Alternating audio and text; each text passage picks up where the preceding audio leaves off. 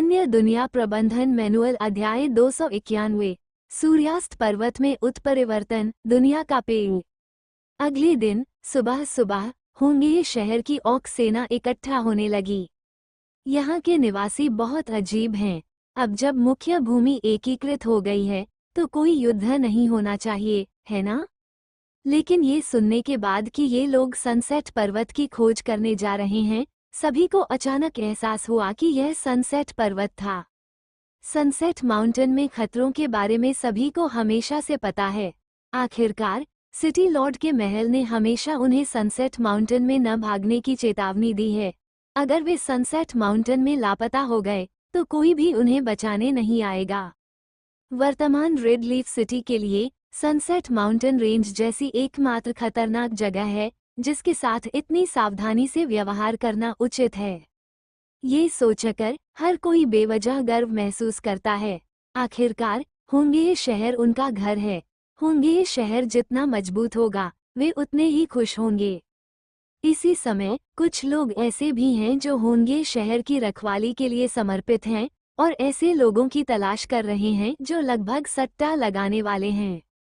यदि शहर का स्वामी सनसेट पर्वत श्रृंखला को खोलना चाहता है तो क्या वे कुछ प्रयास करके हिस्सा प्राप्त कर सकते हैं? यदि आप शहर के भगवान का अनुसरण करते हैं तो आप निश्चित रूप से पैसा कमा पाएंगे। ये कई व्यापारियों का व्यावसायिक सिद्धांत है। इसलिए जब उन्होंने सिटी लॉर्ड के महल की गतिविधियों को देखा तो वे सभी वहां से चले जाने के लिए उत्सुक थे और कुछ लोग तो स्थिति के बारे में पूछ भी रहे थे। जब झांग फैंग को उनके विचारों के बारे में पता चला तो वो थोड़ा अचंभित रह गया। यदि यह कुछ और होता तो शायद वे इससे सहमत होते, लेकिन अब सनसेट पर्वत अज्ञात हैं और निवेश से जरूरी नहीं कि पैसा मिले। इसलिए झांग फैंग ने मना कर दिया, जिससे ये व्यवसायी निराश नहीं हुए और सभी को कोई शिकायत नहीं थी। आखिरकार झांग फैंग उन्हें दान के रूप में खेलने के लिए लाया था और उनके साथ नहीं खेलना सामान्य बात थी। लेकिन इसने झांग फैंग को ये भी याद दिलाया कि ये व्यवसायी हर दिन उसे घूरते थे और यह कोई समस्या नहीं थी। यदि आप मूल्य नहीं बनाते हैं तो आप ऊन कैसे पकड़ सकते हैं और आपको बाद में उनके लिए कुछ करना होगा।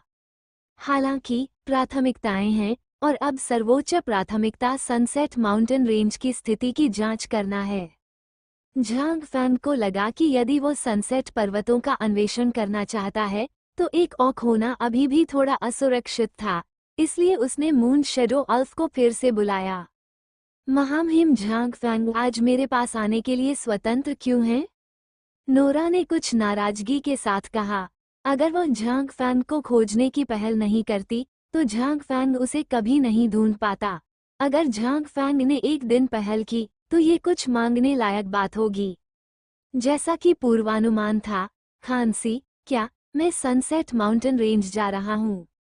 शब्द अभी पूरे नहीं हुए थे, लेकिन नोरा जानती थी कि उसका क्या मतलब है। वो सिर्फ झांग फैंग की रक्षा करना चाहती थी।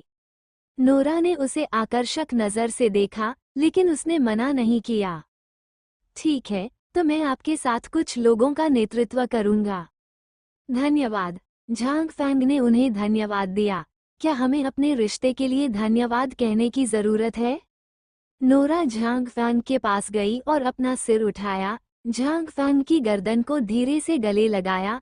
एक हल्की फलों की खुशबू ने झांग फैंग के अकड़न भरे शरीर को आराम दिया। दूसरे पक्ष की स्नेह भरी आंखों को देखते हुए झांग फैंग ने थोड़ा अस्वाभाविक रूप से कहा, ओह, क्या बात है।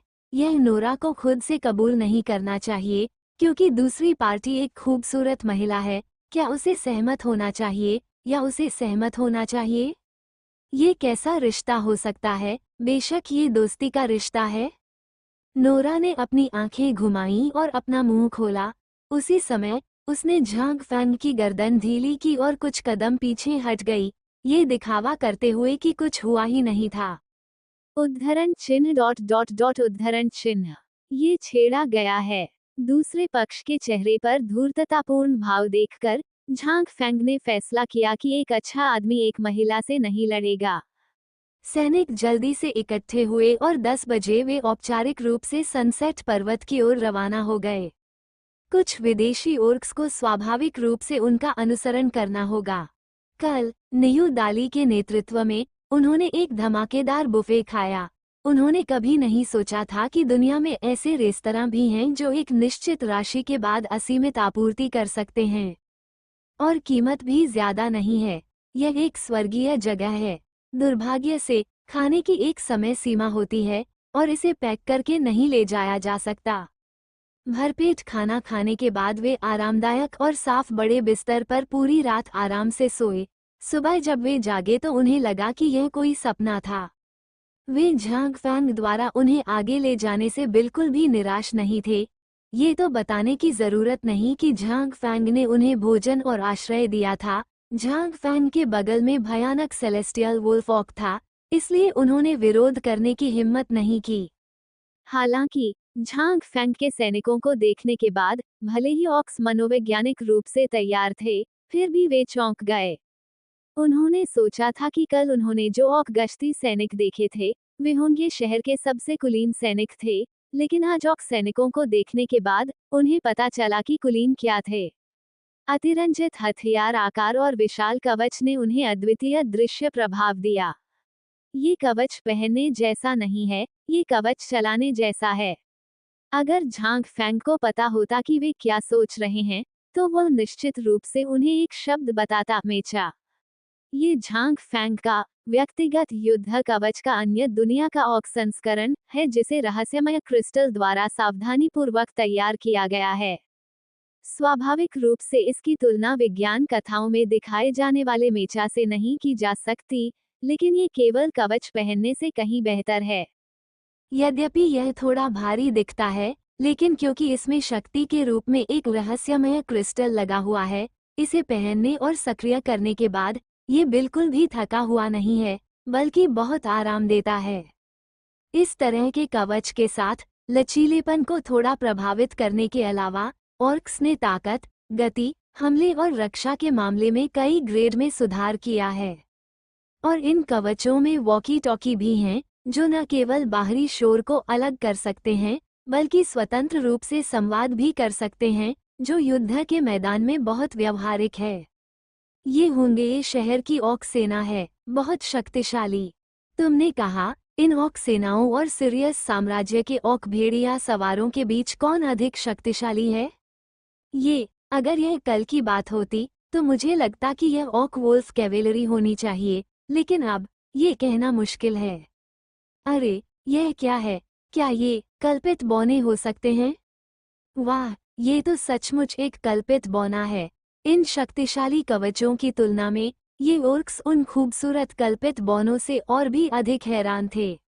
अल्फ परिवार एक दीर्घकालिक शब्द है, और उन्होंने कभी कभी कुछ किंवदंतियों में इसे सुना है। उन्हें कभी संदेह नहीं होता कि कल्पित बौने असली हैं, क्योंकि कल्पित बौने उनमें खंडहर छोड़ गए हैं, लेकिन जीवित कल्पित बौने वे अभी भी पहली बार देख रहे हैं। ऐसा लग रहा था जैसे कल्पित बौनों को कुछ महसूस हुआ हो, और उन्होंने उस ओर देखा। ओर्क्स ने तुरंत अपना सिर नीचे कर लिया। किंवदंती के अनुसार कल्पित बौनों से खिलवाड़ करना आसान नहीं है। सभी के आ जाने के बाद झांग फैंग ने रेड लीफ टीम नंबर 4 पर 300 ऑक योद्धाओं और 20 कल्पित बौनों का नेतृत्व किया और सनसेट पर्वत की ओर चल पड़े। नंबर 4 एक खास तरह की कार है। पिछले नंबर 3 की तुलना में ये काफी छोटी है, लेकिन पहियों की जगह इसमें खंडित ट्रैक का इस्तेमाल किया गया है। इसमें मजबूत ऑफ रोड क्षमताएं हैं और यह सूर्यास्त के पहाड़ों में कार्रवाई के लिए बिल्कुल सही है। जहां तक हवाई जहाज की बात है, झांग फैंग ने इसे लेने का विकल्प नहीं चुना, क्योंकि सनसेट माउंटेन रेंज में उड़ने वाले विशालकाय जानवर हैं। अगर उसे निशाना बनाया गया तो हवाई जहाज आसमान में एक लक्ष्य बन जाएगा। गड़गड़ाहट, होंगे स्टीम नम 4 ने होंगे शहर छोड़ दिया, और इसे सनसेट पर्वतों पर पहुंचने में ज्यादा समय नहीं लगा। दूर, मुझे नहीं पता कि यह एक मनोवैज्ञानिक प्रभाव है। झांग फैंग को हमेशा लगता है कि पहले की तुलना में वर्तमान सेटिंग सूर्य पर्वत थोड़ा बेजान लगता है। कई विदेशी ऑक्स के निर्देशों का पालन करते हुए होंगे स्टीम नंबर 4 एक विशाल मकड़ी की तरह सनसेट पर्वतों में उतर गया। कार के अंदर ये तो अलग ही लगता है। हिल ने भौहें सिकुड़ी, हालांकि वह नहीं बता सकती थी कि क्या अंतर था, लेकिन उसकी इंद्रियां हमेशा तेज रहती थीं। इस बार हिल, झांग, शियातांग और एमी सभी वहां थे। वहां कुछ है। झांग शियातांग ने एक अवसर की ओर इशारा किया। झांग फैंग ने दूरबीन से चारों ओर देखा और दूरी पर जमीन पर एक विशाल लाश पड़ी देखी। यह एक विशाल भालू है, जाकर देखो। जब वो नजदीक गया तो पता चला कि वो एक विशालकाय भालू की लाश थी। सभी लोग कार से बाहर निकल गए। ओर्क्स परिधि पर पहरा दे रहे थे और झांग फैंग, झांग शियातांग और अन्य लोगों की सुरक्षा में लाश के पास आया। अगर लाश जमीन पर गिरी भी तो वह बाकियों से ज्यादा ऊंची थी। अंदाजा लगाया जा रहा है कि जब वो खड़ी हुई होगी तो उसकी ऊंचाई 6 मंजिला इमारत जितनी होगी। वहां जीवन का कोई संकेत नहीं है। नोरा ने नजर डाली। खून नहीं है, ऐसा लगता है कि कोई घाव नहीं है। मौत थोड़ी अजीब है। क्या आप देख सकते हैं कि उसकी मौत कैसे हुई? झांग फैंग ने भौहें सिकोड़ते हुए पूछा। मैं नहीं देख सकता। झांग शियातांग ने अपना सिर हिलाया। यह वह काम नहीं है जिसमें वो अच्छी है। हिल और एमी ने भी अपना सिर हिलाया। नोरा ने एक क्षण सोचा, फिर बोली, ऐसा लगता है जैसे अचानक उसकी जीवन शक्ति खत्म हो गई हो। दूसरे शब्दों में, क्या ये मानव निर्मित है? ये मानव केवल मनुष्यों को ही नहीं, बल्कि सभी चेतन चीजों को संदर्भित करता है। ठीक है, नोरा ने सिर हिलाया। झांग फैंग को लगा कि चीजें अधिक जटिल लग रही थीं। कुछ भी उपयोगी नहीं मिला। सभी लोग कार में बैठ गए और लाश को सबसे पहले यहीं छोड़ दिया गया और हमने पीछे मुड़कर देखा कि क्या इसे अध्ययन के लिए वापस ले जाया जा सकता है। कुछ ही देर चलने के बाद उन्हें फिर से एक विशालकाय जानवर की लाश दिखी। यह अभी वाली लाश से थोड़ा छोटा है। ये बाघ है। ये भी प्राण शक्ति की हानि से मरा है और पूरे शरीर पर कोई घाव नहीं है। भीड़ ने ज्यादा देर तक रुककर ओर्क्स द्वारा बताए गए मार्ग का अनुसरण जारी रखा और धीरे धीरे झांग फैंग और अन्य लोग अधिक से अधिक सदमे में आ गए, क्योंकि जितना अधिक आप अंदर जाएंगे उतनी ही अधिक संख्या में इन विशालकाय जानवरों की लाशें मिलेंगी, जो किसी सामूहिक कब्र की तरह चौंकाने वाली होंगी। ये क्या हाल है? मेरी पीठ पर ठंड क्यों लग रही है? झांग फैंग का सिर सुन्ना हो गया। लड़कियां गंभीर दिखीं और नोरा ने धनुष और बाण निकाल लिया। आगे, लगता है यह आपके गांव की ओर आ रहा है ना? झांग फैंग ने अचानक कहा। ठीक है, नोरा ने सिर हिलाया। युयिंग गांव एक छोटा सा गांव है जहां मून शेडो एल्विस लंबे समय से रह रहे हैं। उसके लिए ये थोड़ा भावनात्मक भी है। चूंकि मैं आज यहाँ हूँ, इसलिए मैं बस एक नज़र डाल सकता हूँ। मुझे नहीं पता कि बिना किसी की देखभाल के ये पेड़ कैसे बढ़ रहे हैं। क्या ये सूख गए हैं? नोरा ने मन ही मन सोचा। हालांकि जब वो युयिंग गांव पहुंची तो नोरा की आंखें चौड़ी हो गईं। हमने जो पेड़ लगाया था वो कहाँ है? चूंकि ये चांद छाया कल्पित बौने पौधों के साथ संवाद करने में अच्छे हैं, इसलिए युयिंग गांव इन चांद छाया कल्पित बौनों द्वारा पेड़ों और फूलों से बनाया गया है। उदाहरण के लिए, गांव में घर और दीवारें प्राकृतिक रूप से बड़े पेड़ों से उगी हैं। गांव में ऐसे कई पेड़ हैं, लेकिन अब पूरा गांव खाली हो गया है। पेड़ तो दूर, घास तक नहीं बची है। विशाल सूर्यास्त पहाड़ों में हरे भरे पेड़ पौधे बहुत अजीब लगते हैं। झांग फैंग ने कार का स्वागत किया और गांव के गेट तक गाड़ी चलाई और सभी लोग उतर गए। अगर मुझे सही से याद है तो वहां 2 बड़े पेड़ों से बना एक गेट हुआ करता था, लेकिन यहाँ से आगे सब कुछ खाली और खाली था। झांग फैंग नीचे झुका और जमीन को छुआ। जमीन थोड़ी कठोर थी, लेकिन ये जमीन का एक सामान्य टुकड़ा था। झांग फैंग ने एक ऑक सैनिक को बुलाकर उसे 2 बार खोदने को कहा। जल्द ही सभी की आंखों के सामने सूखी जड़ें दिखाई देने लगीं। ये क्या ऐसा हो सकता है कि आपके द्वारा लगाई गई पुस्तकों की भी जीवन शक्ति किसी चीज से समाप्त हो गई हो? झांग फैंग ने संदेह से पूछा। ठीक है, नोरा ने सिर हिलाया। अपने लंबे जीवन में उसने बहुत कुछ देखा है। वो बहुत दुखी तो नहीं है, लेकिन परेशान जरूर है। यदि झांग फैंग की सुरक्षा का महत्वपूर्ण कार्य न होता तो अनुमान है कि उसे सनसेट पर्वतों में हत्यारे की तलाश करनी पड़ती। अन्य स्थानों पर खुदाई करने पर केवल कुछ सूखी जड़ें ही बची। चलो आगे बढ़ते हैं और देखते हैं कि क्या हम कुछ पा सकते हैं। झांग फैंग को लगता है कि सनसेट माउंटेन रेंज अब उन ऑक्स की तुलना में अधिक सुरक्षित है। जब वे आए थे तो उन्होंने बहुत से लोगों को खो दिया था, लेकिन अब झांग फैंग सभी तरह से आ चुके हैं। खतरनाक तो दूर की बात है, बस एक भी जीवित जानवर नहीं देखा। लेकिन इस तरह की सुरक्षा झांग फैंग के लिए सबसे असुरक्षित है, क्योंकि इसका मतलब ये है कि पहाड़ के दूसरी ओर के ओर्क्स किसी भी समय आ सकते हैं। यह इस बात पर निर्भर करता है कि उन्हें कब पता चलता है। सभी लोग कार में बैठने ही वाले थे कि अचानक झांग फैंग चौंक गया। क्या गलत? झांग शियातांग ने पूछा। अगर मुझे सही से याद है तो युइंग गांव में अभी एक भी पेड़ नहीं था, लेकिन वह क्या है? झांग फैंग ने दूर खाली जमीन पर एक छोटे पेड़ की ओर इशारा करते हुए पूछा। सभी लोग पीछे मुड़े और तुरंत सतर्क हो गए। झांग शियातांग और एमी ने सीधे तौर पर उनके पीछे झांग फैंग की रक्षा की। नोरा ने धनुष बाण को सीधा झुकाया, किसी भी समय शूट करने के लिए तैयार, लेकिन वह भौहें सिकोड़ती रही। उसे हमेशा लगता था कि यह छोटा पेड़ जाना पहचाना है। उसे लगा कि उसने इसे कहीं देखा है, लेकिन वह कुछ समय तक इसे याद नहीं रख पाई। हिल अपेक्षाकृत शांत है, लेकिन वह बहुत जिज्ञासु भी है। अभी अभी वह साफ साफ देख पा रही थी कि यहाँ कोई पेड़ नहीं है, लेकिन पलक झपकते ही जो छोटा सा पेड़ दिखाई दिया, वो कब दिखाई दिया, ये तो उसे भी नहीं पता था। ये छोटा पेड़ लगभग 2 मीटर ऊंचा है और यह बहुत साधारण दिखता है, लेकिन सनसेट पर्वतों के उन पेड़ों की तुलना में जो दसियों मीटर या यहाँ तक कि सैकड़ों मीटर ऊंचे हैं, यह असाधारण दिखता है। भूत बनो, बस इसे काट दो। हु इर्नियांग ने नियू दाली की बड़ी कुल्हाड़ी छीन ली और बेपरवाही से कहा।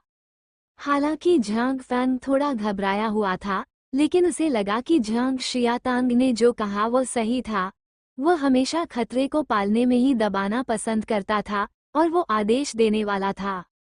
अचानक www.metalinover.com मेरे सामने का छोटा पेड़ तेजी से बढ़ने लगा, लंबा और बड़ा होता गया। ये तेजी से सनसेट पर्वतों के विशाल वृक्ष को पार कर गया और आकाश को ढकने लगा। उसी समय इस विशाल वृक्ष के नीचे कुछ धुंधले महल दिखाई दिए। यह क्या है? हर कोई अचंभित रह गया। सबके आश्चर्य की तुलना में नोरा ने हैरानी से खुद से कहा, ये हमारे चंद्र छाया कल्पित बौनों का विश्व वृक्ष प्रतीत होता है। क्या विश्व वृक्ष? झांग फैंग और अन्य लोगों ने नोरा को संदेह भरी नजरों से देखा। नोरा कुछ बताने ही वाली थी कि अचानक एक अनजान आदमी और औरत की आवाज सुनाई दी। तुम अंततः आ ही गए। कौन? हु इर्नियांग ने सतर्कता से चारों ओर देखा। तुम अंततः आ ही गए। आवाज फिर गूंजी और इस बार सबकी नजरें विश्व वृक्ष पर टिक गईं। इनके अलावा संसार के तथाकथित वृक्ष की कोई जड़ नहीं है। विश्व वृक्ष भी सचेत है। क्या वो बोल सकता है? झांग फैंग ने नोरा को धक्का दिया। नोरा थोड़ा उलझन में थी। ऐसा नहीं हो सकता। अपने जीवन में उसने 2 पेड़ देखे हैं जो लोगों के साथ सामान्य रूप से संवाद कर सकते हैं। वे 2 प्राचीन युद्ध के पेड़ हैं। किंवदंती के अनुसार ये 2 प्राचीन युद्ध के पेड़ मूल रूप से बहुत ही साधारण पेड़ थे। चेतना को जन्म देने के लिए उन्हें अनगिनत रक्त से बपतिस्मा दिया गया था। युद्ध के एक प्राचीन पेड़ में बदल गया। विश्व वृक्ष जन्म से ही पैदा हुआ था। वह विश्व वृक्ष था, विश्व वृक्ष जिसने चंद्र छाया कल्पित बौनों का पालन पोषण किया। विश्व वृक्ष के बारे में, यहाँ तक कि चंद्र छाया कल्पित बौने भी इसे पूरी तरह से समझने की हिम्मत नहीं कर पाए। नोरा ने वैसे भी विश्व वृक्ष को कभी बोलते नहीं सुना है। विश्व वृक्ष के चले जाने से पहले भी कई कल्पित बौने इस बात को लेकर संशय में थे कि क्या विश्व वृक्ष सचेत है, क्योंकि बहुत कम लोग विश्व वृक्ष के साथ संवाद कर सकते थे। क्या यह आवाज सचमुच अब दुनिया का पेड़ है? नोरा भी थोड़ी हैरान थी। मिलने आना, एक और आवाज सुनाई दी, और आवाज बड़बड़ाहट के समान थी, लेकिन इस बार हर कोई इसे स्पष्ट रूप से सुन सकता था और आवाज इस विश्व वृक्ष से आई थी। निश्चय ही ये शैतान है, लोमड़ी के कान वाली लड़की थोड़ा नाखुश होकर बोली। ये नोरा का विश्व वृक्ष है, उसका विश्व वृक्ष नहीं। बेशक वो बहुत विनम्र नहीं होगी। अगर यह नोरा की खातिर नहीं होता तो शायद हो इर्नियांग ने ऐसा किया होता। कुछ करने में सक्षम होना निश्चित रूप से उसका सिद्धांत नहीं है। झांग फैंग और सभी ने एक दूसरे को देखा और अंततः अंदर जाकर देखने का निर्णय लिया। किसी भी मामले में यहाँ एक शक्तिशाली चंद्र छाया कल्पित बौने हैं और झांग फैंग भी इस विश्व वृक्ष के बारे में उत्सुक हैं। पास आते ही सभी लोग चौंक गए, मानो वर्षों की सांसें निकल रही हों। मेरे सामने सिर्फ एक पेड़ नहीं है, बल्कि एक ऐसा भद्दा जानवर है जो प्राचीन काल से अस्तित्व में है। झांग फैंग ने अचानक अपना सिर हिलाया। झांग फैंग को इस पर विश्वास नहीं था, उसे केवल अपने आप पर विश्वास था। जब वो होश में आया तो सभी लोग भी होश में आ गए। आपका विश्व वृक्ष थोड़ा अजीब है। झांग शियातांग ने भौहें सिकोड़ी। नोरा का चेहरा भी अच्छा नहीं लग रहा है, क्योंकि वह बस उस अवस्था में आ गई। यह विश्व वृक्ष के हमले का तरीका लगता है। अगर इच्छाशक्ति काफी मजबूत नहीं है तो ये सीधे विश्व वृक्ष के नीचे आत्मसमर्पण कर सकता है। विश्व वृक्ष द्वारा जन्मी एक बच्ची के रूप में विश्व वृक्ष ने उस पर हमला क्यों किया? इससे नोरा को एक अशुभ पूर्वाभास हुआ। क्या वास्तव में विश्व वृक्ष के साथ कुछ गड़बड़ है? जहां तक लिटिल रेड ड्रैगन हिल का प्रश्न है, वो सभी को अजीब नजरों से देख रहा था। तुम लोगों को क्या हुआ? ऐसा प्रतीत होता है कि वो बिल्कुल भी प्रभावित नहीं हुई। झांग फैंग को ये सोचकर आह भरनी पड़ी कि ड्रैगन अलग है। हर कोई अधिक सतर्क हो जाता है, लेकिन चेतना के स्तर से इस तरह का हमला फिर से नहीं दिखता है।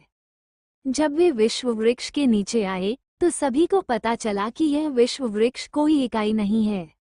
क्योंकि मैं पहले बहुत दूर था, मैं ध्यान से नहीं देख सकता था, लेकिन अब मैं इतना करीब हूँ कि मैं अपने हाथ से विश्व वृक्ष को छू सकता हूँ, लेकिन मुझे खालीपन महसूस होता है। यहाँ क्या हो रहा है? झांग फैंग ने नोरा को संदेह से देखा। मुझे नहीं पता, विश्व वृक्ष में क्या समस्या है। नोरा थोड़ी घबरा गई, खासकर जब उसने पेड़ों पर उड़ते हुए पीले प्रकाश के धब्बे देखे। वे कल्पित बौने थे और प्रत्येक कल्पित बौना एक जीवन का प्रतिनिधित्व करता था, लेकिन ये प्रकाश के धब्बे भी अमूर्त थे, वो उन्हें छू नहीं सकती थी। मिलने आना, वो आवाज जो पुरुषों और महिलाओं के बीच अंतर नहीं करती थी, फिर से सुनाई दी। इस बार झांग फैंग ने इसे और अधिक स्पष्ट रूप से सुना। आवाज उसके सामने ट्रंक से आई थी।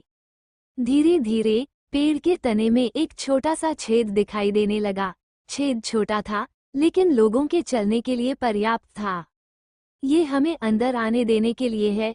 झांग फैंग और सभी लोग एक दूसरे की ओर देखने लगे। कोई भी इतना मूर्ख नहीं होगा कि अंदर जाए। इस समय नोरा भी बहुत सतर्क थी। उसे नहीं पता था कि विश्व वृक्ष के साथ क्या हुआ, इसलिए उसने जल्दबाजी में काम करने की हिम्मत नहीं की। मिलने आना, ध्वनि अभी भी धीमी है तथा ये हर आधे मिनट में आती रहेगी। लेकिन झांग फैंग और अन्य लोग बाहर थे और उन्होंने अंदर जाने से इनकार कर दिया। हिल अचानक आया और झांग फैंग से फुसफुसाया, झांग फैंग, लगता है इस पेड़ में कुछ गड़बड़ है। समस्या क्या है? झांग फैंग की आंखें चमक उठी। यह एक छोटे पेड़ जैसा दिखता है। कैसे कहें, मैं छलावरण के आर पार देख सकता हूँ। इस पेड़ का अधिकांश भाग छलावरण में है। वास्तव में ये बहुत पतला है, लगभग उस छोटे पेड़ के समान आकार का जिसे हमने पहले देखा था, और इसकी ताकत हमारी सोच से बहुत कम है। ये हमला भले ही एक अस्थायी हमला न हो, लेकिन इसकी सबसे बड़ी ताकत यही है। हिल ने पुष्टि की। इसके अलावा यह विश्व वृक्ष बहुत अजीब है। ऐसा लगता है कि इसके शरीर में कुछ है। मैं ठीक से नहीं देख सकता कि यह क्या है, लेकिन कुछ तो होना ही चाहिए। क्या? झांग फैंग को अचानक एहसास हुआ कि एक विशाल ड्रैगन के रूप में हिल के लोंगा में कई जादुई कार्य हैं। झांग फैंग को उसकी बात पर संदेह नहीं हुआ। उन्होंने कहा कि यह विश्व वृक्ष प्राचीन युद्ध वृक्ष की तुलना में बहुत अधिक शक्तिशाली दिखता है, लेकिन हमला दर्दनाक नहीं है और यह उसके पीछे के ऑक सैनिकों को भी प्रभावित नहीं करता है, जो पूरी तरह से निरर्थक है। और हिल का स्पष्टीकरण बहुत ही उचित है। यह विश्व वृक्ष उतना मजबूत नहीं है जितना की कल्पना की गई है। क्या तुम अंदर की उस चीज से निपट सकते हो? झांग फैंग ने नोरा की ओर देखा, जो चुपचाप सुन नहीं रही थी, और जियांग हिल से धीरे से पूछा। इसमें कोई समस्या नहीं होनी चाहिए, हालांकि मुझे नहीं पता कि इसमें क्या है, लेकिन ताकत बहुत ज्यादा नहीं होगी, कम से कम नोरा जितनी मजबूत नहीं होगी। एक विशाल ड्रैगन के रूप में हिल की धारणा बहुत तेज है। नोरा जैसी ताकत वाली एक योगिनी हिल को एक हल्का खतरा बना देगी, जिसका मतलब है कि नोरा की ताकत उससे ज्यादा मजबूत है। लेकिन नोरा के अलावा हिल को अभी तक एक दूसरे व्यक्ति से मिलना बाकी है जो उसे इस तरह महसूस कराता है। इस पेड़ के छेद में छिपी चीजों सहित जब तक नोरा मजबूत है, हिल इससे निपट सकती है। अगर उसे कुछ और समय दिया जाता तो उसे पूरा भरोसा था कि नोरा भी उसे हरा सकती है। झांग फैंग ने हिल के शब्दों के बारे में सोचा और फिर नोरा से कहा, अगर मेरा मतलब है, अगर आपके विश्व वृक्ष में सचमुच कुछ गड़बड़ है तो आपको मुझे लड़ने से नहीं रोकना चाहिए, है ना? झांग फैंग ने नोरा से शांति से बात की। आखिरकार ये चंद्र छाया कल्पित बौनों का विश्व वृक्ष है और मैं जानना चाहता हूँ कि नोरा कैसे चुनेगी। नोरा ने अपना सिर हिलाया। नहीं होगा। उसने झांग फैंग से वादा किया था कि वह 500 साल तक झांग फैंग की रक्षा करेगी। एक व्यक्ति के रूप में जो अपना वचन रखता है, वह अपना वादा नहीं तोड़ सकता।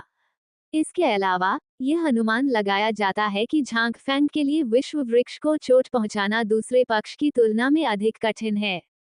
ऑक साम्राज्य अभी भी मुश्किल है, दोनों बिल्कुल भी एक ही स्तर पर नहीं हैं, यहाँ तक कि एक युवा लाल ड्रैगन भी ऐसा नहीं कर सकता है। इसलिए नोरा को इस बात की चिंता नहीं थी कि झांग फैंग विश्व वृक्ष के साथ क्या करेगा, बल्कि उसे इस बात की चिंता थी कि विश्व वृक्ष झांग फैंग पर हमला करेगा। अभी जो हमला हुआ है वो पूरी तरह से अस्थायी है। नोरा जानती थी कि विश्व वृक्ष की ताकत इससे कहीं ज्यादा है। अगर वो वाकई इसे गंभीरता से लेती तो उसके लिए इससे निपटना बेहद मुश्किल होता। नोरा का जवाब सुनने के बाद झांग फैंग ने एक पत्थर उठाया और उसे सीधे पेड़ के गड्ढे में दे मारा। स्वूश, पत्थर उड़कर पेड़ के गड्ढे में जा गिरा। नोरा उसे अकारण ही महसूस हुआ कि विश्व वृक्ष का अपमान किया गया है। क्या अज्ञात वर्षों से अस्तित्व में आए विश्व वृक्ष को नष्ट करना उचित है? ये बच्चों से लड़ने जैसा है, लेकिन चूंकि उसने कहा था कि वो इसे नहीं रोकेगी, इसलिए उसने इसे नहीं रोका। झांग फैंग को राहत मिली जब उसने देखा कि नोरा हिली नहीं, इसलिए उसने एक छोटा पत्थर उठाया और पेड़ के छेद पर पटक दिया। हुश हुश, कुछ नहीं होता है। झांग फैंग निराश नहीं है, जारी रखें। उसने हिल से सुना कि सामग्री इस पेड़ के छेद में छिपाई गई थी। झांग फैंग की छठी इंद्री ने उसे बताया कि विश्व वृक्ष में छिपी चीज में निश्चित रूप से कुछ गड़बड़ है। नोरा, जो उसके बगल में थी, ये सब देख नहीं पाई। उसने चुपचाप विश्व वृक्ष से माफी मांगी। नोरा तैयार थी। अगर विश्व वृक्ष का हमला शुरू हुआ तो उसे जल्द से जल्द झांग फैंग को बचाना होगा। लेकिन अजीब बात यह है कि झांग फैंग ने इतने सारे पत्थर फेंके और विश्व वृक्ष फिर भी नहीं हिला। इसके अलावा, यहाँ आओ, न चिल्लाएं। झांग फैंग ने इस बार पुष्टि की, इस विश्व वृक्ष की ताकत में निश्चित रूप से कुछ गड़बड़ है। ये भी संभव है कि यह नकली और घटिया उत्पाद हो। ये सोचते हुए झांग फैंग ने बस सभी से पत्थर उठाने और पेड़ के छेद पर इसे तोड़ने के लिए कहा। उन्हें विश्वास नहीं हुआ, अंदर की चीजें बाहर नहीं आएंगी। नोरा ने अपने हाथ में पत्थर को देखा, लेकिन अंत में वह उससे नहीं टकराई। वो केवल अपना चेहरा ढक सकती थी और सीधे तौर पर धमकाए गए विश्व वृक्ष को देखना बर्दाश्त नहीं कर सकती थी। हुश हुश, धमाका। अचानक झांग फैंग ने एक तीखी आवाज सुनी। मार। हर कोई दंग रह गया। क्या सचमुच कुछ है? जारी रखना। झांग फैंग बिल्कुल भी नहीं रुका। इस समय विश्व वृक्ष ने आकाश को ढकने वाले पत्तों को हिला दिया और विश्व वृक्ष से धीरे धीरे एक भयानक आभा उभरी, जैसे कि एक प्राचीन विशालकाय राक्षस धीरे धीरे जाग रहा हो। झांग फैंग के दिल में थोड़ी घबराहट महसूस हुई, लेकिन हिल के शब्दों ने उसे फिर से शांत कर दिया। यह अभी भी नकली है, इसकी गति डरावनी लगती है, लेकिन इसमें कोई वास्तविक शक्ति नहीं है। हिल की सुनहरी पुतलियां चमक उठी, उसकी नजर में यह विशाल विश्व वृक्ष एक गुब्बारे की तरह है। ये बड़ा और अधिक डरावना लगता है, लेकिन वो इसे एक ही झटके में भेद सकती है। जारी रखना। झांग फैंग ने कुछ और पत्थर उठाए, और इससे पहले कि वो उन्हें तोड़ता, पेड़ के छेद से अचानक एक युवा महिला की आवाज आई। रुको, रुको, रुको, मैं हार मानता हूँ। अंदर की आवाज सुनकर नोरा दंग रह गई। स्थिति क्या है? भगवान विश्व वृक्ष की आवाज इतनी बचकानी है। नहीं, यह आवाज नहीं है। भगवान विश्व वृक्ष ने आत्मसमर्पण कर दिया है। ये नकली है। नोरा को लगा कि उनके तीनों विचारों का गहरा प्रभाव पड़ा। उसी समय झांग फैंग के चेहरे पर खुशी का भाव था। अंततः ये सामने आ गया। वो देखना चाहता है कि इस संसार वृक्ष में क्या छिपा है। जल्द ही सभी की उत्सुकता और सतर्कता भरी निगाहों के सामने एक सुंदर सिर और सींग वाली सुंदर लड़की पेड़ के छेद से बाहर निकली। लड़की ने अपने सिर पर एक नाजुक माला और शरीर पर एक पतली बैंगनी रंग की तारों वाली पोशाक पहनी हुई थी। उसका शरीर दुबला पतला था और वो एक आम इंसान की तरह दिख रही थी। ये सिर्फ इतना है कि यद्यपि उसके शरीर के अनुपात एकदम सही हैं, उसका शरीर बेहद छोटा है और झांग फैंग 1 मीटर की ऊंचाई भी नहीं माप सकता है। जाहिर है, वो इंसान नहीं है। क्या वो बौना है? अति सुंदर। झांग शियातांग की आंखें चमक उठीं, लेकिन यह विचार करते हुए कि प्रतिद्वंद्वी की ताकत अज्ञात थी, उसने फिर भी अपना छोटा हाथ रोक लिया जो आगे बढ़ने वाला था। लड़कियां बहुत आश्चर्यचकित थीं, क्योंकि उन्हें नहीं पता था कि यह छोटा आदमी किस जाति का है। नोरा को तो ये भी लगा कि इतने साल उसने व्यर्थ ही जिए, और क्या वास्तव में विश्व वृक्ष में एक खलनायक भी था। यद्यपि दूसरे पक्ष में विश्व वृक्ष की आभा है, लेकिन ये स्पष्ट रूप से विश्व वृक्ष नहीं है। स्थिति क्या है? नोरा थोड़ा पागल थी। झांग फैंग, तुम बहुत बुरे हो। लड़की थोड़ी नाराज और थोड़ी दुखी थी। ये सुनकर कि दूसरे पक्ष ने आते ही उसका नाम पुकारा, झांग फैंग थोड़ा उलझन में पड़ गया। तुम्हें मेरा नाम कैसे मालूम? झांग फैंग थोड़ा सा सतर्क था। उसे यकीन था कि उसने दूसरे पक्ष को कभी नहीं देखा था। मैं ही था जो तुम्हें युएंग गांव तक ले आया। लड़की ने झांग फैंग को घूर कर देखा। आह, आप वो रहस्यमय व्यक्ति हैं। हर कोई अचंभित रह गया। नोरा ने भी भौहें सिकोड़ी। जब झांग फैंगजी युएंग गांव में आया था, तो यह एक रहस्यमय व्यक्ति का पीछा करने के कारण था। पहले तो सभी ने सोचा कि यह एक कल्पित बौने हैं, लेकिन जब वे युएंग गांव आए, तो उन्होंने पाया कि वे कल्पित बौने नहीं थे। बाद में चंद्र छाया अल्फ और प्राचीन युद्ध वृक्ष के साथ जाने के बाद भी सभी ने रहस्यमय आदमी को नहीं देखा, और धीरे धीरे वे लगभग भूल गए।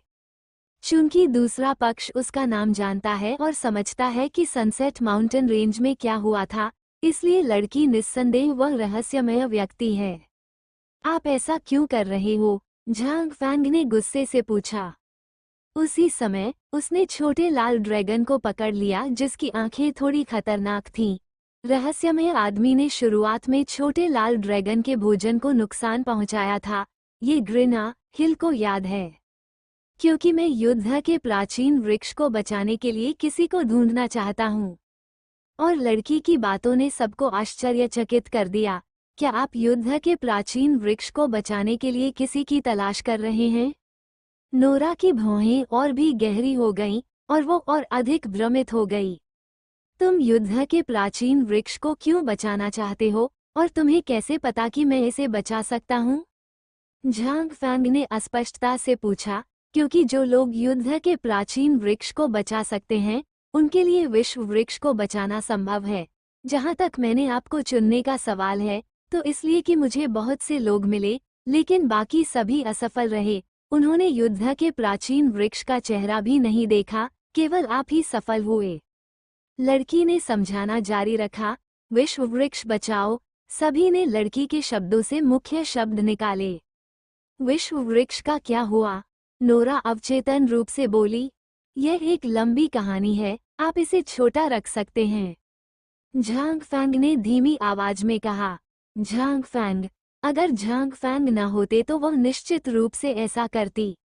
दूसरे पक्ष की भयंकर और प्यारी अभिव्यक्ति को देखते हुए और उसके सिर पर उभरे हुए कुछ ऊंचे छोटे सींग को देखकर झांग फैंग ने कंधे उचका दिए। किसने आपको भूत होने का नाटक करने दिया? मुझे दोष दें। हालांकि झांग फैंग ने दूसरे पक्ष को बहुत शर्मिंदा नहीं किया। उन्होंने कहा, मुझे अभी तक नहीं पता कि आपका नाम क्या है।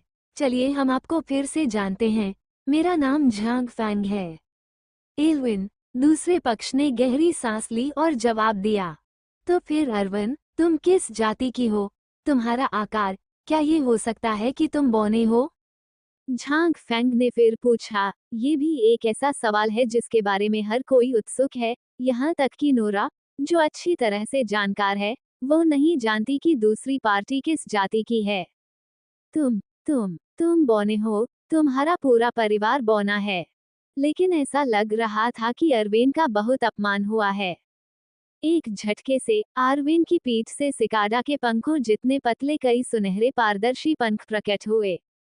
मैं एक भूत हूँ, एक महान और महान भूत परिवार, परी। झांग फैंग इस दौड़ के बारे में सबसे पहले सुनने वाले व्यक्ति थे। तो तुम इंसान नहीं हो। उद्धरण चिन्ह डॉट डॉट डॉट उद्धरण चिन्ह। चाहे आप मानव हो या नहीं, www.metalinover.com। अब आप ही बता सकते हैं कि स्थिति क्या है। मैं अभी भी स्तब्ध हूँ। अगर आप मुझे विश्व वृक्ष को बचाने देते हैं, तो मुझे यह नहीं कहने दें कि मैं इसे बचा सकता हूँ या नहीं। कम से कम मुझे बस स्थिति जानने दें। मैं विश्व वृक्ष में जन्मी एक साथी परी हूँ। विश्व वृक्ष पहले भी प्रदूषित था। यदि गंदगी को बाहर नहीं निकाला गया तो यह मर जाएगा, इसलिए ये यहाँ आई। रुको, क्या तुम्हारा मतलब यह नहीं है कि सनसेट माउंटेन रेंज का विशालकाय वृक्ष, विशालकाय जानवर या कुछ और, विश्व वृक्ष से निष्कासित चीजों से प्रदूषित है? ऐसा है। अब विश्व वृक्ष कैसा है? अब, हालांकि इसने शरीर से गंदगी बाहर निकाल दी है, लेकिन शरीर की ऊर्जा समाप्त हो चुकी है। अगर समय रहते ऊर्जा की पूर्ति नहीं की गई, तो ये गहरी नींद में सो जाएगा। ऊर्जा पुनः भरें। झांग फैंग के दिमाग में अचानक कुछ आकर्षक तस्वीरें उभरी। उसने चुपके से नोरा की तरफ देखा, और दूसरी पार्टी ने बस उसे देख लिया। झांग फैंग ने कुछ दोषी विवेक के साथ उसकी आंखों से परहेज किया। हाँ, विश्व वृक्ष को पुनः ऊर्जा की आवश्यकता है। भूतनी आर्वेन ने गंभीरता से सिर हिलाया। ऊर्जा की पूर्ति कैसे करें, या विश्व वृक्ष को किस प्रकार की ऊर्जा की आवश्यकता है? झांग फैंग ने उत्सुकता से पूछा। इसे आपकी मदद की जरूरत है। विश्व वृक्ष को आपकी रहस्यमयी ऊर्जा की जरूरत है। अरवन की बातें सुनकर झांग फैंग को थोड़ा सोचने के बाद पता चला कि वह रहस्यमय शक्ति के बारे में बात कर रही थी। झांग फैंग को लगता है कि वो रहस्यमय क्रिस्टल को अवशोषित कर सकता है। उसके शरीर में बहुत सारी रहस्यमय शक्ति है। जब तक पर्याप्त रहस्यमय क्रिस्टल हैं, तब तक ये कहा जा सकता है कि उसके पास अनंत रहस्यमय शक्ति है। लेकिन मुझे आपकी मदद क्यों करनी चाहिए? झांग फैंग के शब्दों ने एक पल के लिए अरवन को आश्चर्यचकित कर दिया। आप मेरी मदद नहीं कर रहे हैं, आप विश्व वृक्ष की मदद कर रहे हैं। अरविंद ने उत्सुकता से कहा, तो फिर मैं विश्व वृक्ष की मदद क्यों करूं? झांग ने फिर कहा, उद्धरण चिन्ह डॉट डॉट डॉट उद्धरण चिन्ह। उसके बगल में बैठी नोरा बोलने में थोड़ी झिझक रही थी। वो केवल अपने दिल में चुपचाप आहें भर सकती थी। वो दूसरों से पूछने के योग्य नहीं थी। तुम। एल्विन तुरंत क्रोधित हो गई, लेकिन वो कुछ समय तक झांग फैंग द्वारा उनकी मदद करने का कोई कारण नहीं खोज सकी। ये देखकर कि दूसरा पक्ष अवाक था। झांग फैंग की अभिव्यक्ति में कोई बदलाव नहीं आया, लेकिन वह थोड़ा निराश था। ये छोटी लड़की प्रबुद्ध नहीं है।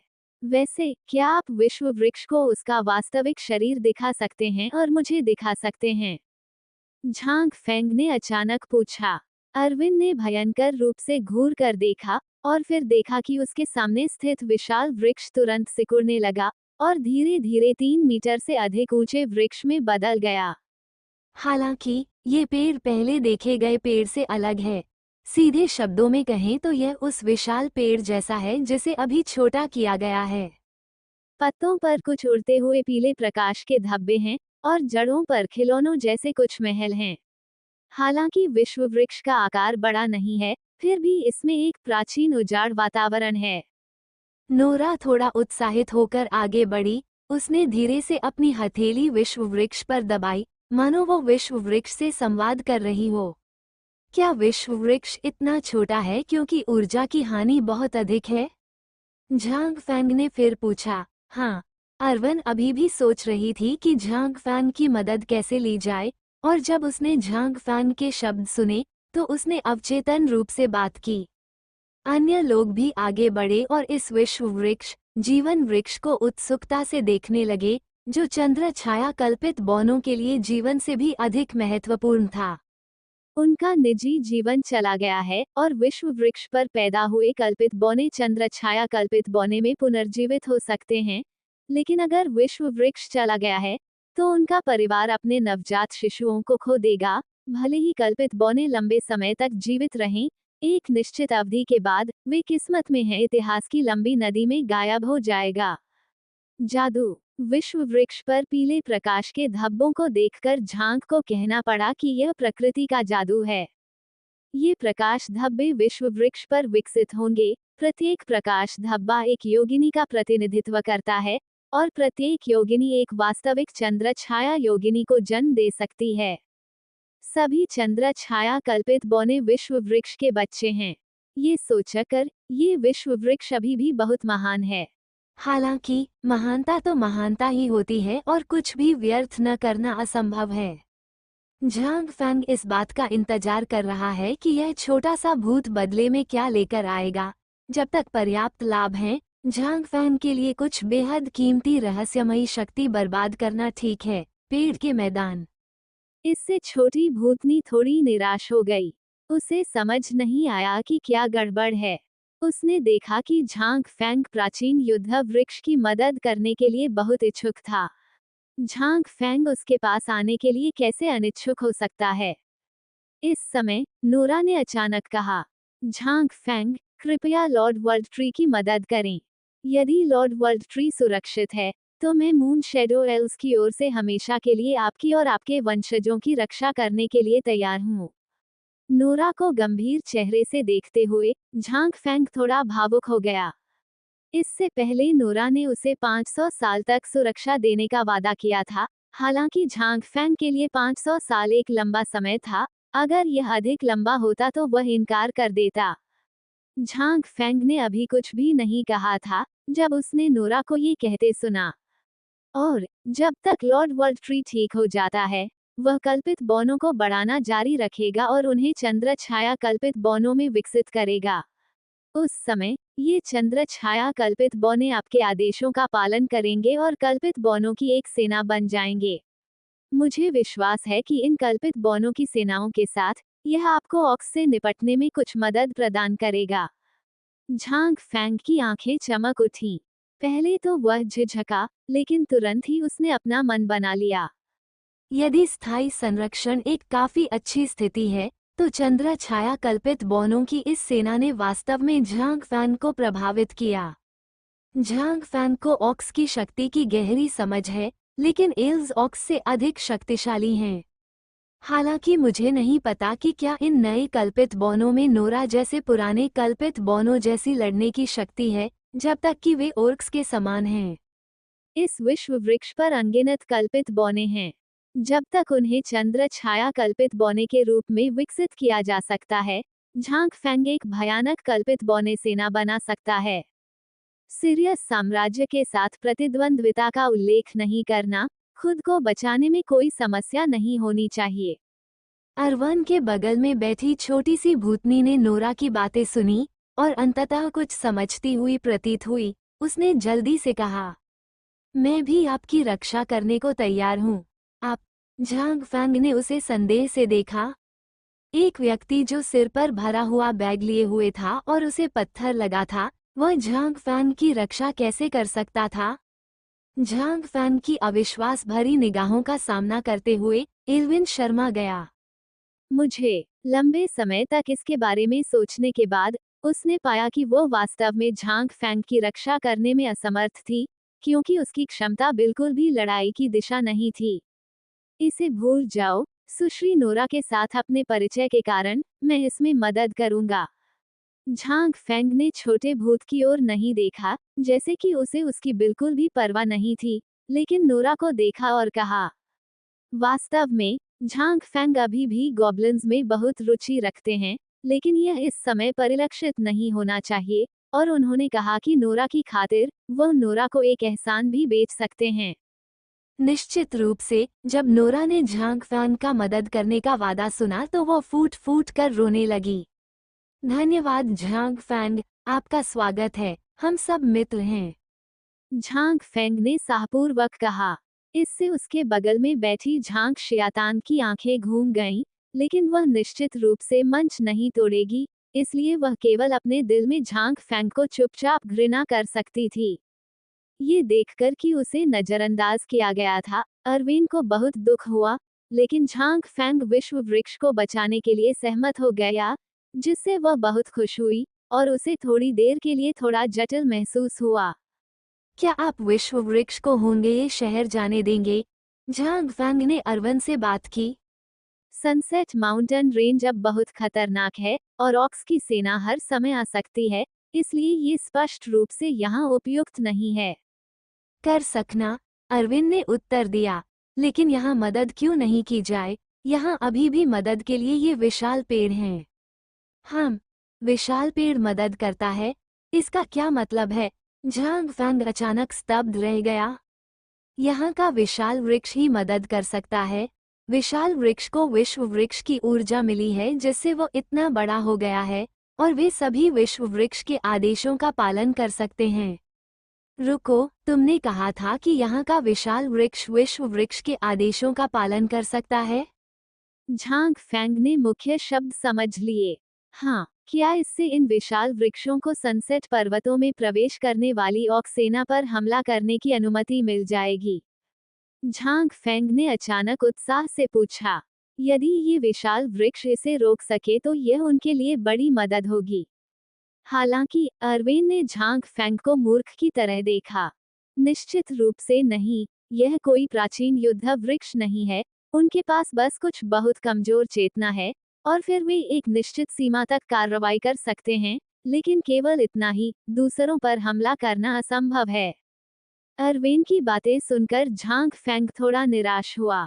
उसने शुरू में सोचा था कि अगर ये विशाल पेड़ इन ओर्क्स को रोक सके, तो इससे उसे बहुत समय मिल जाएगा, लेकिन उसने बहुत ज्यादा सोचने की उम्मीद नहीं की थी।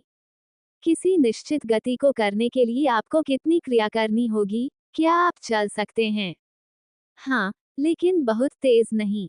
स्थानांतरित कर सकते हैं। झांग फैंग फिर से सोच में पड़ गया, और फिर उसकी आंखें अचानक चमक उठीं। यदि आप केवल आगे बढ़ सकते हैं, तो ये भी उपयोगी है। उदाहरण के लिए, एक परमानंद सरणी स्थापित करें, एक भूल भुलैया बनाएं। इन विशाल वृक्षों की सुरक्षा के बारे में आप क्या कहेंगे? अब एक आखिरी सवाल बचा है। अगर इन विशाल पेड़ों की सुरक्षा मजबूत है, तो इनका इस्तेमाल किया जा सकता है, लेकिन अगर इनकी सुरक्षा बहुत कम है, तो ये बेकार हो जाएंगे। आखिरकार, अगर ओर्क्स खो गए, या उन्हें ये विशाल वृक्ष हिलते हुए मिल गए, तो इन विशाल वृक्षों को सीधे नष्ट करना परेशानी भरा होगा। रक्षात्मक शक्ति बहुत अच्छी होनी चाहिए। इन विशाल वृक्षों ने विश्व वृक्ष द्वारा उत्सर्जित गंदी ऊर्जा को अवशोषित कर लिया है, उत्परिवर्तित हो गए हैं और बेहद मजबूत हो गए हैं, और साधारण ऑक्स उन्हें बिल्कुल भी नष्ट नहीं कर सकते हैं। विश्व वृक्ष द्वारा उत्सर्जित गंदी ऊर्जा दो भागों में विभाजित हो जाती है।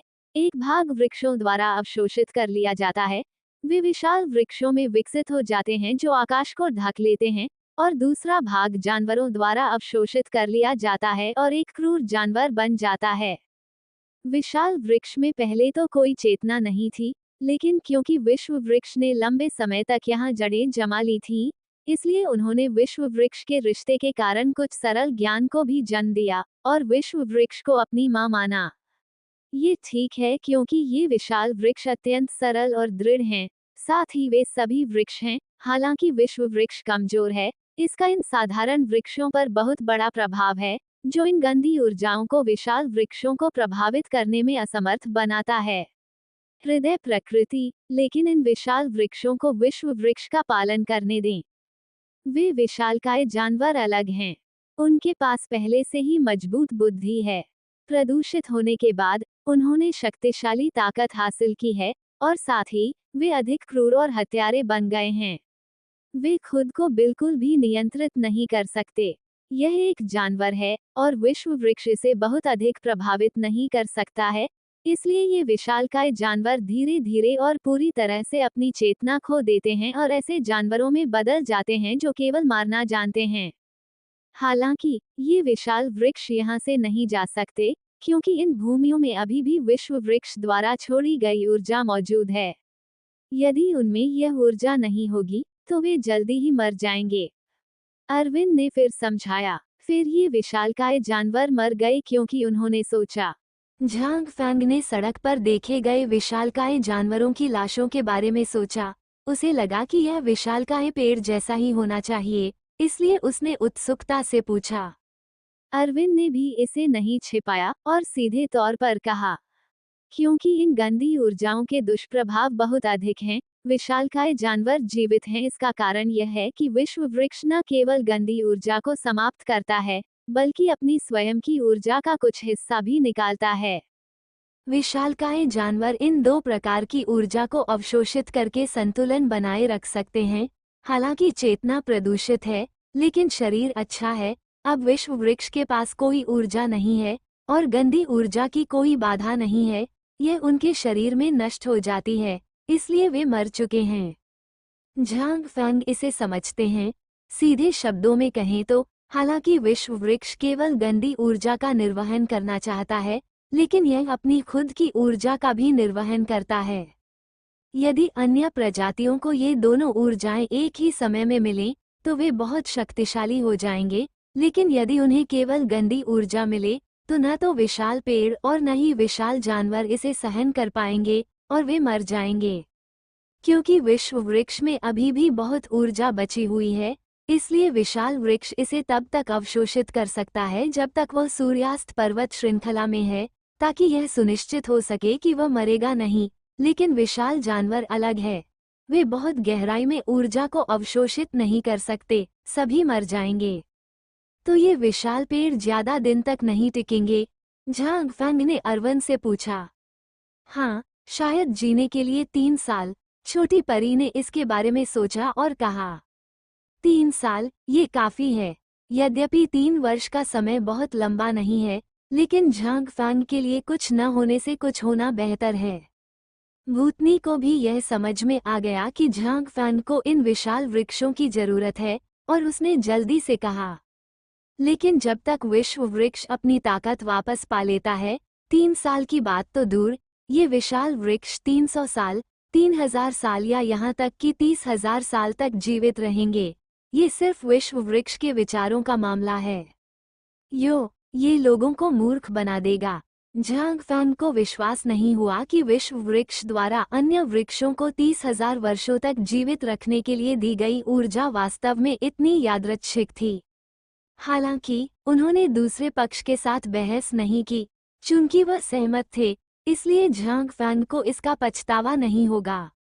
विश्व वृक्ष को ऊर्जा भेजने से पहले झांग फैंग ने अरविंद को पहले विश्व वृक्ष से गुजरने के लिए कहा और इन विशाल वृक्षों को आदेश दिया दूसरी तरफ ऑक्स के आगमन को रोकें। यह अवरोधन कोई आक्रमण नहीं है, बल्कि चलते फिरते एक विशाल चक्रव्यूह का निर्माण है, ताकि सनसेट पर्वतों में प्रवेश करने वाले ये ओर्क्स अपना रास्ता न खोज सकें।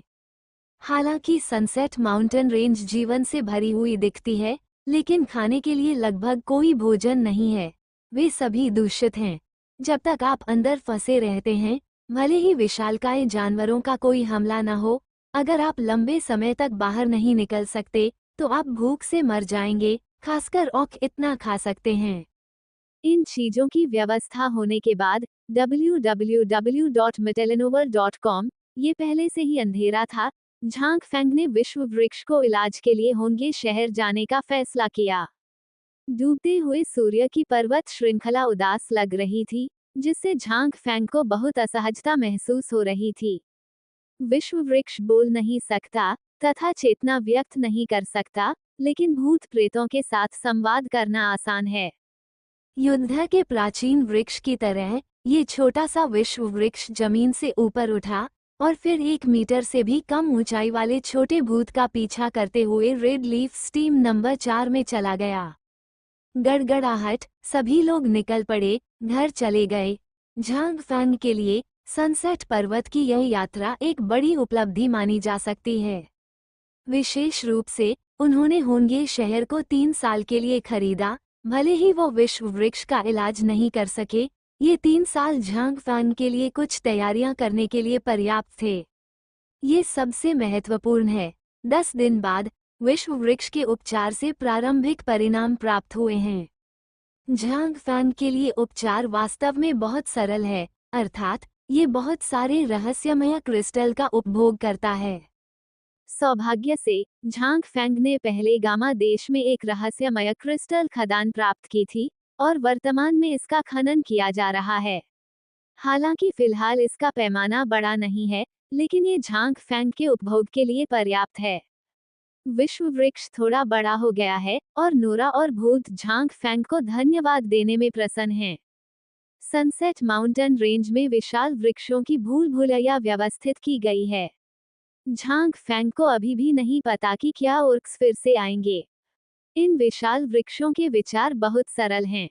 वे विश्व वृक्ष के आदेशों को निष्पादित कर सकते हैं, लेकिन वे सक्रिय रूप से संदेश प्रसारित नहीं कर सकते।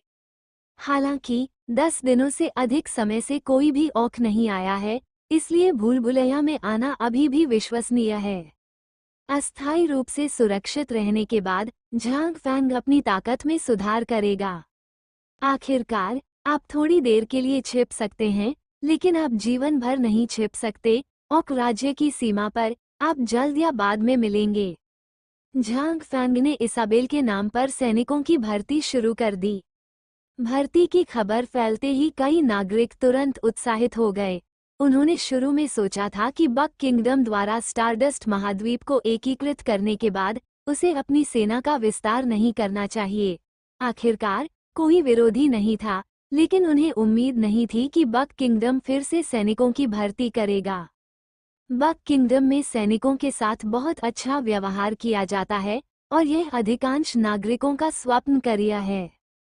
अब जब सेना के विस्तार की खबर मिली है तो बहुत से लोग पंजीकरण की तैयारी के लिए भोर से पहले ही लाइन में लग जाते हैं। सैनिकों की भर्ती के अलावा हथियारों और उपकरणों की भी व्यवस्था करनी होगी। उदाहरण के लिए भाले, कवच, यहाँ तक कि कार, कस्तूरी आदि। झांग फेंग ने कारखाने को गोलाबारी चालू करने का आदेश दिया और जितना संभव हो उतना बनाने का आदेश दिया। मनुष्य स्वाभाविक रूप से ऑर्क्स से हीन है और झांग फेंग केवल अन्य पहलुओं से इसकी भरपाई कर सकते हैं। सब कुछ व्यवस्थित ढंग से चल रहा है। हालांकि झांग फेंग को लगा कि यह पर्याप्त नहीं था। जैसा कि कहावत है, केवल खुद को जानने और अपने दुश्मन को जानने से ही कोई 100 लड़ाइयों में विजयी हो सकता है। इन औक राज्यों के बारे में उनका ज्ञान केवल उन कुछ औक द्वारा बोले गए शब्दों तक सीमित है जिन्होंने दुनिया में कभी कुछ नहीं देखा है और जो एक भी शब्द नहीं जानते हैं। तो झांग फेंग किसी को देखने के लिए भेजने जा रहा है।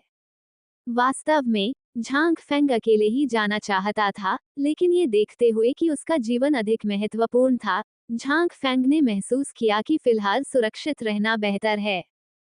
हु एर्नियांग, वुल्फ एर्नियांग और अन्य लोगों के बारे में सुनने के बाद उन्होंने यंग से पूछने की पहल की, लेकिन उन सभी को झांग फेंग ने अस्वीकार कर दिया। यहाँ तक कि हिल को भी उन्होंने अस्वीकार कर दिया, क्योंकि विपरीत दिशा में एक विशाल औक साम्राज्य है। हालांकि वे बहुत शक्तिशाली हैं, लेकिन वे अजेय नहीं हैं। स्वर्गीय वुल्फ साम्राज्य में समान या उससे भी अधिक ताकत वाले औक होने चाहिए। झांग फेंग नहीं चाहता था कि वे जोखिम लें। विशेष रूप से एमी, उसका जीवन अनुभव स्वर्गीय भेड़िया साम्राज्य के शाही परिवार से संबंधित होने की संभावना है। स्वर्गीय भेड़िया साम्राज्य का उसके प्रति कोई भी रवैया क्यों न हो, झांग फैंग एमी को तब तक आकाश में प्रकट नहीं होने देगा जब तक कि वह इस बारे में स्पष्ट न हो जाए कि भेड़िया साम्राज्य की नज़र में क्या शामिल है। इसलिए झांग फैंग ने एक भर्ती नोटिस जारी किया। सामग्री यह है कि एक निश्चित संख्या में लोगों को व्यापार करने के लिए दूर के स्थान पर जाना पड़ता है। इस स्थान पर कानून और व्यवस्था अपेक्षाकृत अराजक है और यह जीवन के लिए खतरा हो सकता है, लेकिन इनाम बहुत समृद्ध है। झांग फैंग ने फिलहाल ऑक साम्राज्य के मामले का खुलासा करने की योजना नहीं बनाई थी, ताकि अनावश्यक दहशत न फैले। होंगे शहर के लोग इस दूरस्थ स्थान के बारे में बहुत उत्सुक हैं और कई लोगों ने इसमें नामांकन भी कराया है। आपको पता होना चाहिए कि होंगे शहर में सिटी लॉर्ड्स मेंशन के नोटिस में पहले कभी समृद्ध इनाम शब्द नहीं कहा गया है। भले ही यह नहीं कहा गया हो, इनाम संतुष्टि के लिए पर्याप्त है। अब जब ये जानबूझकर इंगित किया गया है, तो इनाम निश्चित रूप से काफी है। साइन अप करने वाले लोगों की संख्या झांग फैंग की कल्पना से भी अधिक थी। ये सभी लोग उसके सामने लिखे, शायद जीवन के लिए खतरा, शब्दों को भूल गए। यह मानते हुए कि वहाँ एक ऑक देश है, झांग फैंग ने सबसे पहले सभी मनुष्यों को वहाँ से हटा दिया। विदेशी ऑक्स का मतलब सुनकर सनसेट माउंटेन रेंज के दूसरी तरफ, हालांकि मनुष्यों की संख्या कम है, लेकिन उनकी स्थिति उच्च नहीं है। अच्छी बात यह है कि वे काम के हैं और वे लगभग गुलाम हो सकते हैं। अगर झांग फैंग मनुष्यों की एक टीम को शामिल करता है, तो ये बहुत ही विशिष्ट है और इसे खोजने में बहुत परेशानी होगी। इस मामले में ऑक्स को जाने देना बेहतर है। हालांकि इनमें से ज्यादातर ऑक्स सीधे होते हैं। हालांकि लोग बेवकूफ नहीं होते, लेकिन वे गोल गोल घूमते नहीं हैं, और अगर वे असहमत होते हैं तो वे कोई कदम उठा सकते हैं। बक किंगडम में ऐसे कानून हैं जो उनके लिए उपयोग किए जाते हैं, लेकिन सनसेट पर्वत के दूसरी तरफ कोई भी उनकी परवाह नहीं करता है। यदि वे लोगों से लड़ते हैं और युद्ध से प्रभावित होते हैं, तो ये झांग फैंग के लिए एक बड़ा नुकसान होगा। आखिरकार होंगे शहर में बहुत सारे ऑक नहीं हैं। लॉर्ड सिटी लॉर्ड, मुझे जाने दो। माउस डाकियांग को अचानक झांग फैंग मिल गया। महाद्वीप के एकीकरण के बाद से रैट डाकियांग को झांग फैंग द्वारा होंगे बिजनेस एलायंस में रखा गया है। हालांकि वह एक ऑक है, लेकिन वह व्यापार करने के लिए पैदा हुआ है। वो कुछ पुराने व्यापारियों की तुलना में विभिन्न दिनचर्या को बेहतर ढंग से निभाता है। एक मूल्यवान व्यक्ति। क्या तुम्हें पता है तुम कहाँ जा रहे हो? झांग फैंग ने पूछा। मुझे नहीं पता, चूहा डाकियांग ने अपना सिर हिलाया। तुम्हें ये भी नहीं पता कि तुम इतने सक्रिय क्यों हो? झांग फैंग थोड़ा अवाक रह गया। जिन लोगों को वो अधिक महत्व देता था, उनके लिए झांग फैंग स्वाभाविक रूप से नहीं चाहता था कि वो जोखिम उठाए। क्योंकि मैं जानता हूं कि मिस्टर झांग फैंग मुझे निश्चित रूप से कोई नुकसान नहीं पहुंचाएंगे। चूहा डाकियांग की आंखें दृढ़ थीं। ये देखकर झांग फैंग ने अपना सिर हिलाया और मुस्कुराते हुए डांटा।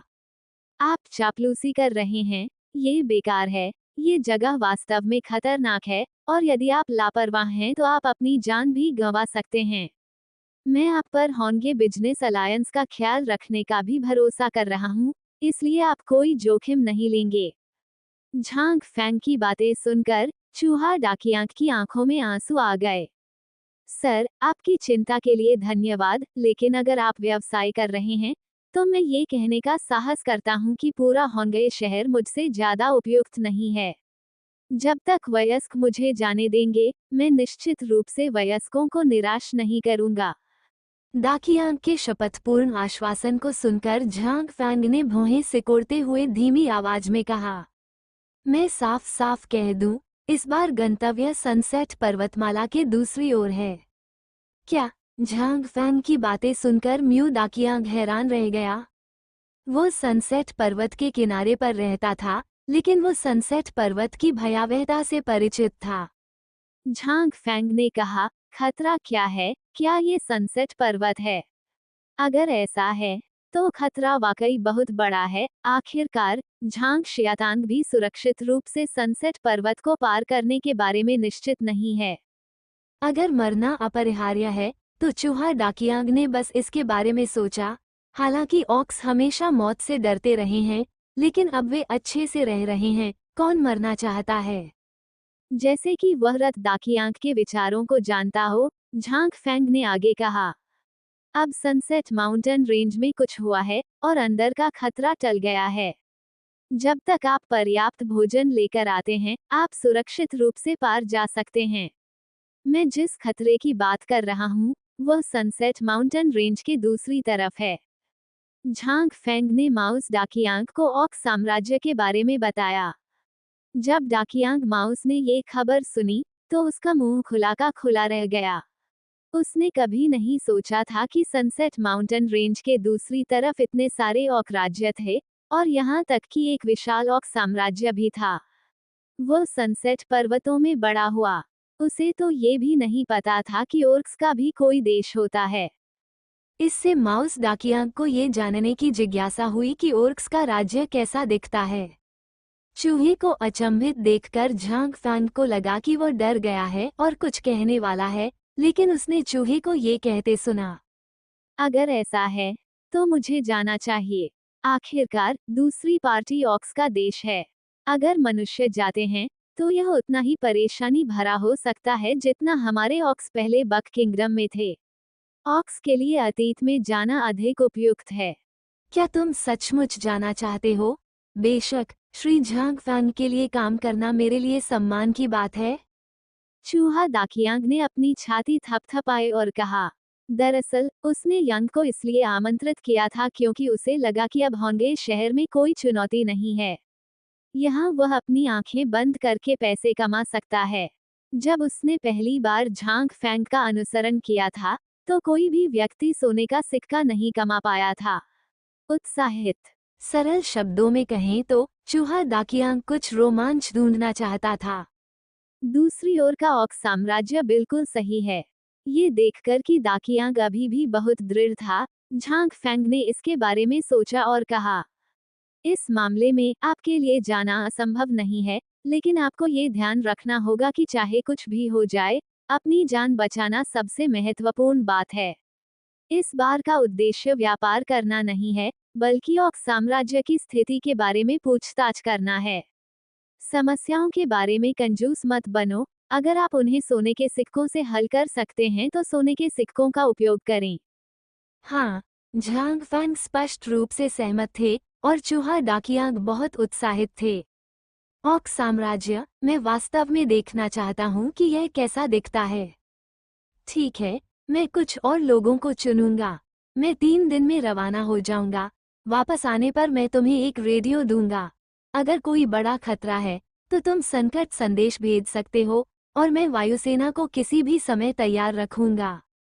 झांग फैंग ने कहा। इन ऑक, खासकर म्यू दाकियांग ने झांग फैंग की बहुत मदद की है।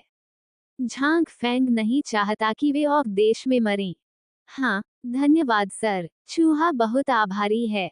झांग फैंग ने म्यू दाकियांग से कहा कि उसे ऑक साम्राज्य के बारे में न बताया जाए और फिर उसे पहले तैयारी करने के लिए वापस जाने दिया जाए। चूंकि दाकियांग टीम का नेतृत्व कर रहा था, इसलिए शेष ऑक्स को ढूंढना बहुत आसान होगा। जल्द ही 10 लोगों का एक छोटा सा कारवां तैयार हो गया। हालांकि यह एक कारवां है, सुरक्षा कारणों से ये व्यवसायी सभी उच्च लड़ाकू शक्ति वाले ऑक हैं। झांग फैंग ने उन्हें कई व्यवहारिक गैजेट से भी लैस किया, जिसमें कुछ शक्तिशाली हथियार भी शामिल हैं। ये कहा जा सकता है कि वे व्यापारी की खाल में नियमित सेना हैं। मूल रूप से झांग फैंग उन्हें कारों से लैस करना चाहता था, लेकिन इसके बारे में सोचने के बाद इसे जाने दिया। कारें बहुत विशिष्ट हैं। ऑक देश में प्रवेश करते समय कम प्रोफाइल रखना बेहतर है। 3 दिन बाद 10 लोगों का ये छोटा कारवां ढेर सारी आपूर्ति लेकर बर्फ पर लंबे पैरों के निशान छोड़ते हुए सनसेट पर्वत श्रृंखला में प्रवेश कर गया। झांग फैंग ने छोटे भूत को पहले ही नमस्ते कह दिया था और उन विशाल वृक्षों से कहा था कि वे चूहे और उन्हें न रोकें। विशाल वृक्ष की पहचान करने का तरीका भी बहुत सरल है। जब तक शू दाकियांक का समूह विश्व वृक्ष के नीचे कुछ समय तक रहेगा, विश्व वृक्ष की सांस उनके शरीर पर रहेगी, तब तक विशाल वृक्ष उन्हें रोक नहीं पाएगा। अरे दाकियांग, इस बार हम कहाँ जा रहे हैं? सनसेट माउंटेन रेंज में प्रवेश करने के बाद न्यू दाली इसे और सहन नहीं कर सकी और धीमी आवाज में जियांग माउस दाकियांग से पूछा। कई अन्य उर्क्स ने भी अपने कान खड़े कर लिए। झांग फैंग ने उन्हें बस इतना बताया कि इस बार बहुत बड़ा खतरा है और उन्हें सावधानी से काम करने के लिए कहा, लेकिन झांग फैंग ने यह नहीं बताया कि विशिष्ट स्थिति क्या थी। उन्होंने केवल इतना कहा कि वो सूर्यास्त पर्वत श्रृंखला में प्रवेश करने के बाद माउस डाकियांग से पूछेंगे।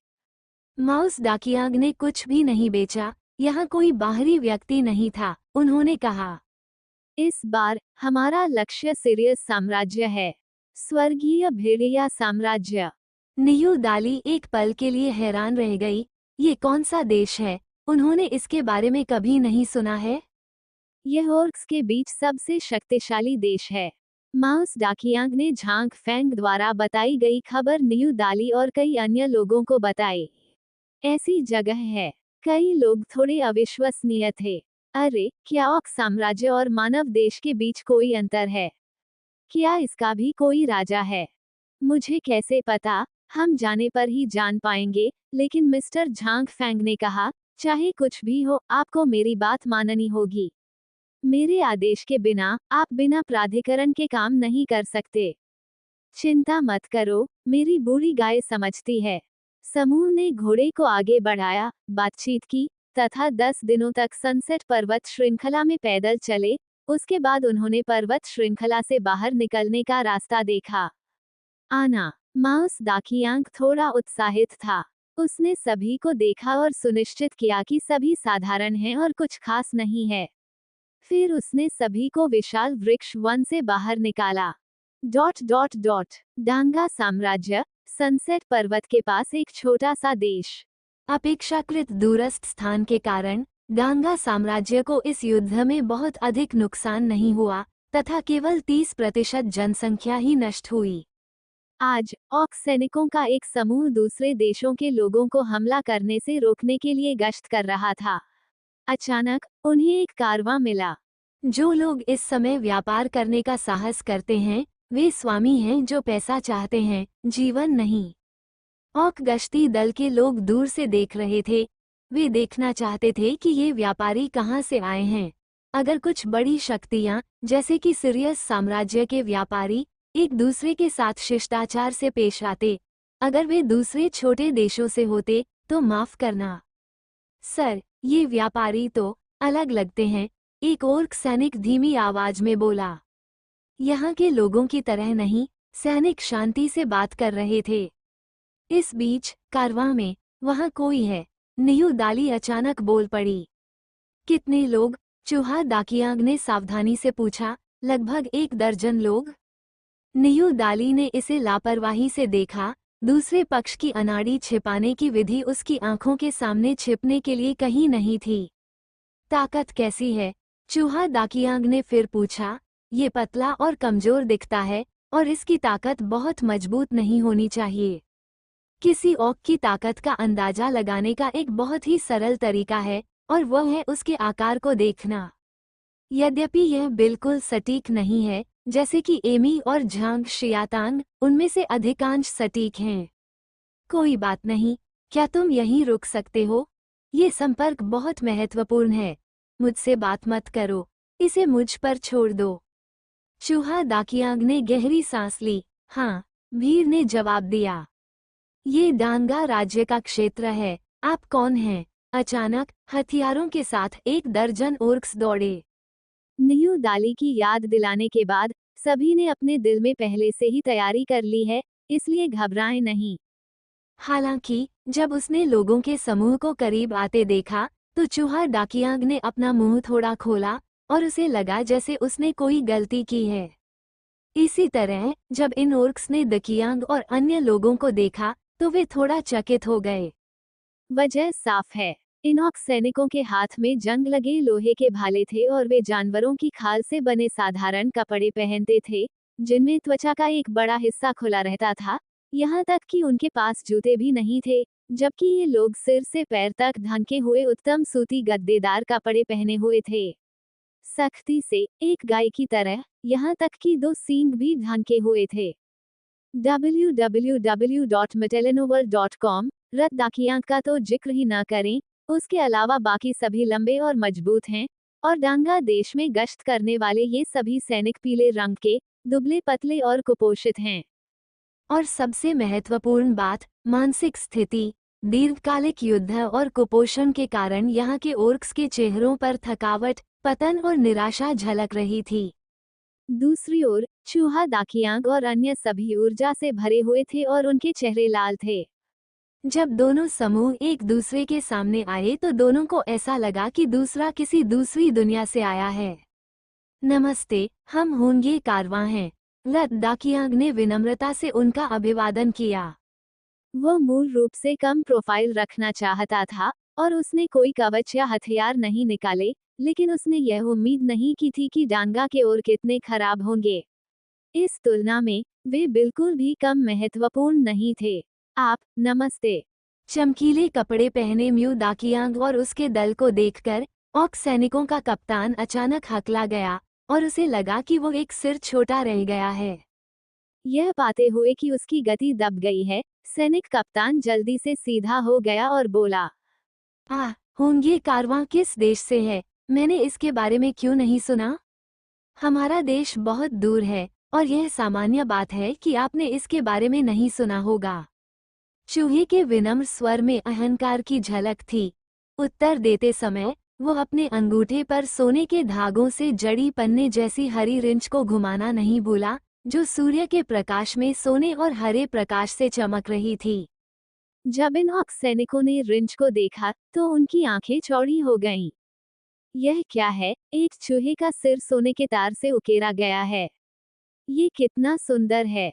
हर कोई थोड़ा हैरान था, इतनी खूबसूरत चीज, आम लोग इसे बर्दाश्त नहीं कर सकते, कम से कम केवल शाही परिवार ही इसे बर्दाश्त कर सकता है। माउस डाकियांग ने सीधे जवाब नहीं दिया, जिससे सैनिक कप्तान थोड़ा दुखी हुआ, लेकिन यह महसूस करने के बाद कि दूसरी पार्टी बहुत मुश्किल थी, वो केवल इसे सहन कर सकता था। आखिरकार, यह एक खास समय है, और विभिन्न देशों के बीच युद्ध हो रहे हैं, और दंगा कोई अपवाद नहीं है। एक कम दुश्मन को भड़काना लाभदायक है। दुनिया बहुत बड़ी है, बहुत सारे देश हैं, और कुछ दूर के देशों के नाम उन्होंने कभी नहीं सुने हैं। अगर सामने वाला भी कहे तो उसे सच्चाई का पता नहीं चलेगा। हालांकि, सैनिकों के कप्तान के लिए उन्हें इतनी आसानी से जाने देना असंभव था, अन्यथा संवाद करने का कोई तरीका नहीं होगा, इसलिए उसने अपना मुंह संकोच से खोला। चूंकि आप सभी दूर से आए हैं, इसलिए उसके लिए अभी ज्यादा जल्दी नहीं है, तो आप लोग एक रात आराम करने के लिए हमारे दाजिया देश में क्यों नहीं आते? सैनिकों के सरदार ने मन ही मन सोचा कि अब उसे दूसरे पक्ष के बारे में कुछ पता नहीं है, इसलिए वह जल्दबाजी में कोई निर्णय नहीं ले सकता। उन्हें पीछे छोड़कर ऊपर से आने वाले निर्णय का इंतजार करना ही बेहतर है। बेशक, इस बात की बहुत अधिक संभावना है कि दूसरा पक्ष सहमत नहीं होगा, फिर इसके लिए उसकी 3 इंच की जीभ की आवश्यकता होती है। यदि दूसरा पक्ष बहुत दृढ़ है, तो वो केवल दूसरे पक्ष को जाने दे सकता है। फिर, अपनी स्थिति को प्राप्त करने में सक्षम होने के लिए, वह केवल बल पर निर्भर नहीं रह सकता, उसे अपने दिमाग का उपयोग करना होगा। वो अपने दिल में जानता था कि कौन अपमान कर सकता है और कौन नहीं। ये लोग स्पष्ट रूप से बहुत जटिल दिखते हैं। अगर उन्होंने यह नहीं कहा होता कि वे दूर से आए हैं, तो सैनिकों के कप्तान को संदेह हो जाता कि वे सिरियस साम्राज्य से हैं। ठीक है, माउस डाकियांग ने ज्यादा सोचा नहीं, इसलिए वो तुरंत सहमत हो गया। इसके विपरीत, सैनिकों के कप्तान को समझ में नहीं आ रहा था कि क्या बोलें। वो शब्दों से इतना भरा हुआ था कि उसके पास खेलने के लिए कोई जगह ही नहीं थी। रुकिए, ये लोग यहाँ जानकारी पूछने नहीं आए हैं। और कप्तान अचानक फिर से जम गया। पहले भी जानकारी के बारे में पूछताछ करने के लिए व्यापारियों के वेश में छिपे हुए ओर्क्स आए हैं, लेकिन क्या इतनी बड़ी कीमत चुकाना जरूरी है? औक कप्तान ने इन रहस्यमय औक व्यापारियों पर नजर डाली, लेकिन कोई निशान नहीं था। उनके शरीर पर पहने कपड़े और सामान जाहिर तौर पर बहुत कीमती थे। अगर ऐसे लोग जानकारी के बारे में पूछताछ करने आते हैं, तो लागत वास्तव में थोड़ी अधिक है। जब औक कप्तान चुप हो गया, तो डाकियांग चूहा को पता लग गया कि वह क्या सोच रहा था, और उसने मुस्कुराते हुए कहा, हमारा उद्देश्य व्यापार करना है, चाहे दूसरा पक्ष कोई भी हो। चूंकि हमें डांगा सिटी आने का सौभाग्य प्राप्त हुआ है, तो शायद हम व्यापारिक साझेदार बन सकते हैं। हम व्यापार? तभी औक कप्तान ने प्रतिक्रिया व्यक्त की। उसने अवचेतन रूप से दूसरे पक्ष को गुप्त उद्देश्यों वाला व्यक्ति माना, लेकिन अगर दूसरा पक्ष वास्तव में एक व्यापारी था, तो ये सब समझ में आता था। इसलिए उसने जल्दी से पूछा, तो फिर आप क्या व्यवसाय करते हैं? डांगा साम्राज्य या यहाँ के सभी ओर्क साम्राज्य? सिरियस साम्राज्य को छोड़कर सभी देशों में आपूर्ति की कमी है। क्यों? क्योंकि संसाधनों पर सिरियस साम्राज्य का एकाधिकार है। यदि दूसरे पक्ष की चीजें दंगा राज्य के लिए उपयोगी हैं, तो वो योगदान दे सकता है। हे, हमारे होंगे कारवां का व्यवसाय बहुत व्यापक है। हम हर तरह का व्यवसाय करते हैं, जैसे भोजन, लोहा, कपड़े, शराब आदि। चूहा डाकियांग ने अपनी मूंछें सहलाई और अपना मुंह खोला। ये चीजें वास्तव में ऐसी चीजें हैं जो डांगा साम्राज्य में मूल्य तुलना में कमी हैं। झांग फैंग और ऑक्स पहले से ही उनके बारे में जानते हैं, इसलिए डाकियांग का मानना है कि जब तक वो ऐसा कहता है, वो निश्चित रूप से दूसरे पक्ष का ध्यान आकर्षित करेगा। निश्चित रूप से ऑक्स सैनिकों का कप्तान थोड़ा उत्साहित था। यह सही है, हमारा डांगा साम्राज्य भी खानसी है। हमारे डांगा साम्राज्य में यह अनुमान है कि कुछ लोगों के पास इन चीजों की कमी है। आप विनिमय कर सकते हैं। कप्तान ने अभी अभी अपनी बात लगभग लीक कर दी थी। वह जानता था कि व्यापार करने की प्रक्रिया में जो कोई भी पहल करेगा, उसे नुकसान नहीं होगा। अगर यह कहा जाता है कि डांगा साम्राज्य में इसकी कमी है, तो दूसरा पक्ष जमीन पर बैठकर कीमत बढ़ा सकता है। इसलिए उसने जल्दी से अपने शब्द बदल दिए। चूहा डाकियांग कितना चतुर औक है। स्वाभाविक रूप से उसके पास कप्तान के दिमाग में लंबे समय से अंतर्दृष्टि है, लेकिन उसने कुछ नहीं कहा, लेकिन कहा, मेरा भी यही इरादा है। अगर सहयोग अच्छा रहा, तो भविष्य में हमारे पास एक बड़ी सेना होगी। उस समय दोनों पक्ष संतुष्ट होंगे। बड़ी इकाई? कप्तान ने डाकियांग के शब्दों से एक महत्वपूर्ण शब्द समझ लिया। बिल्कुल, चूहा डाकियांग गर्वित दिख रहा था। तो फिर आपकी सेना में कितने लोग हैं? कप्तान ने सावधानी से कहा, कितने लोग? मुझे नहीं पता। हमारा लाल पत्तों वाला कारवां इतना बड़ा है कि मुझे ये भी नहीं पता कि इसमें कितने लोग हैं। मुझे बस इतना पता है कि वे सभी यहाँ उड़कर आए हैं। यह उतना कठिन नहीं है जितना हम हैं। फीट। चूहा डाकियांग ने हल्की सी आह भरी, मानो वो बहुत खोया हुआ हो। और जब इन ऑक्स सैनिकों ने डाकियांग के शब्द सुने, तो वे आश्चर्यचकित हुए बिना नहीं रह सके। जब उड़ने की बात आई, तो उन्होंने अवचेतन रूप से एक शब्द सोचा, उड़ने वाला भेड़िया सवारी। सिरियस साम्राज्य के तुरुप का इक्का सेना, सभी ऑक्स साम्राज्यों का दुस्वप्न। इससे पहले कि जमीन से हवा में लड़ने की कोई उपयुक्त विधि मौजूद होती, सिरियस साम्राज्य की उड़ती भेड़िया घुड़सवार सेना पूर्ण विजयता का प्रतीक थी। अगर ये लोग जो कह रहे हैं वह सच है, तो उनका मूल बहुत सरल है, एक सिरियस साम्राज्य का व्यक्ति है। लेकिन ये थोड़ा असंभव है, क्योंकि स्वर्गीय भेड़िया साम्राज्य शायद ही कभी व्यापार करता है, क्योंकि वे जो भी चाहते हैं उसे हड़प लेते हैं। फिर यह एक और संभावना है, यानी वे सिरियस साम्राज्य जैसे मजबूत देश से आते हैं। आखिरकार वे जानते हैं कि उड़ने वाले भेड़िया घुड़सवार सेना को छोड़कर केवल पंख वाले लोग ही उड़ सकते हैं। लेकिन पंख वाले लोग कई सालों से दिखाई नहीं दे रहे हैं। अगर पिछली बार अचानक एक महिला नहीं आई होती जिसने दावा किया था कि वो पंख वाले लोग हैं, तो वे इस नस्ल के बारे में लगभग भूल ही गए होते। वैसे वो महिला कुछ देर के लिए ही दिखाई दी और फिर गायब हो गई। मुझे नहीं पता कि उसे ले जाया गया या वह झूठी थी। वैसे भी लंबे समय से उसकी कोई खबर नहीं है। अपना सिर हिलाते हुए और मन में चल रहे गंदे विचारों को निकालते हुए कप्तान ने विनम्रता से कहा, आप वास्तव में एक ऐसे वाहन की खेती करते हैं जो उड़ सकता है, यह आश्चर्यजनक है। ठीक है, चूहा दाकियांग का स्वर सपाट था, मानो उसे कोई परवाह ही नहीं थी। लेकिन जितना अधिक वो ऐसा है, उतना ही अधिक वो इन सैनिकों के मन में रहस्यमय है। कोई रास्ता नहीं। शू दाकियांग के जानबूझकर दिए गए मार्गदर्शन के बाद उन्होंने ये पूर्वकल्पना कर ली थी कि उनके पीछे की ताकतें बहुत शक्तिशाली थीं। परिणामस्वरूप रैट दाकियांग कारवां को इन ऑक सैनिकों द्वारा विनम्रतापूर्वक शहर के द्वार के भीतर लाया गया। ये भी एक संयोग है कि यह शहर डांगा साम्राज्य का शाही शहर है। डांगा के राजा के पास एक बढ़िया विचार है। वो इस जगह को शाही शहर इसलिए मानता है क्योंकि यह सूर्यास्त पर्वत के अपेक्षाकृत करीब है। अगर युद्ध वास्तव में इस जगह तक फैल जाता है और उसे लगता है कि वो अजेय नहीं है, तो वो अस्थायी रूप से डूबते सूरज में छिपने के लिए आपूर्ति ले सकता है। पहाड़ों में युद्ध खत्म होने तक प्रतीक्षा करें और फिर बाहर आएं। इस शाही शहर को देखकर चूहा दाकियांग थोड़ा निराश हुआ। शहर की दीवारें छोटी नहीं हैं, वे सभी बड़े पत्थरों से बनी हैं। ये 7 या 8 मीटर ऊंची है। मानव साम्राज्य के शहरों की तुलना में यह निश्चित रूप से ऊंचा है, लेकिन होंगे शहर की दीवारों की तुलना में, जो 10 या 20 मीटर से अधिक ऊंची हैं, अभी भी बहुत बुरा है। इन शहर की दीवारों में या पूरे शहर में कोई भी सुंदरता नहीं है, और यह कहना एक तारीफ होगी कि यह असभ्य है। विशेष रूप से गड्ढेदार शहर की दीवार। चलो इस बारे में बात नहीं करते हैं कि यह अच्छा दिखता है या नहीं। इतने सारे गड्ढे और धक्कों हैं, लोग शहर पर हमला करने के लिए सीढ़ी के बिना सीधे चढ़ सकते हैं। तो फिर इस दीवार को बनाने का क्या मतलब है?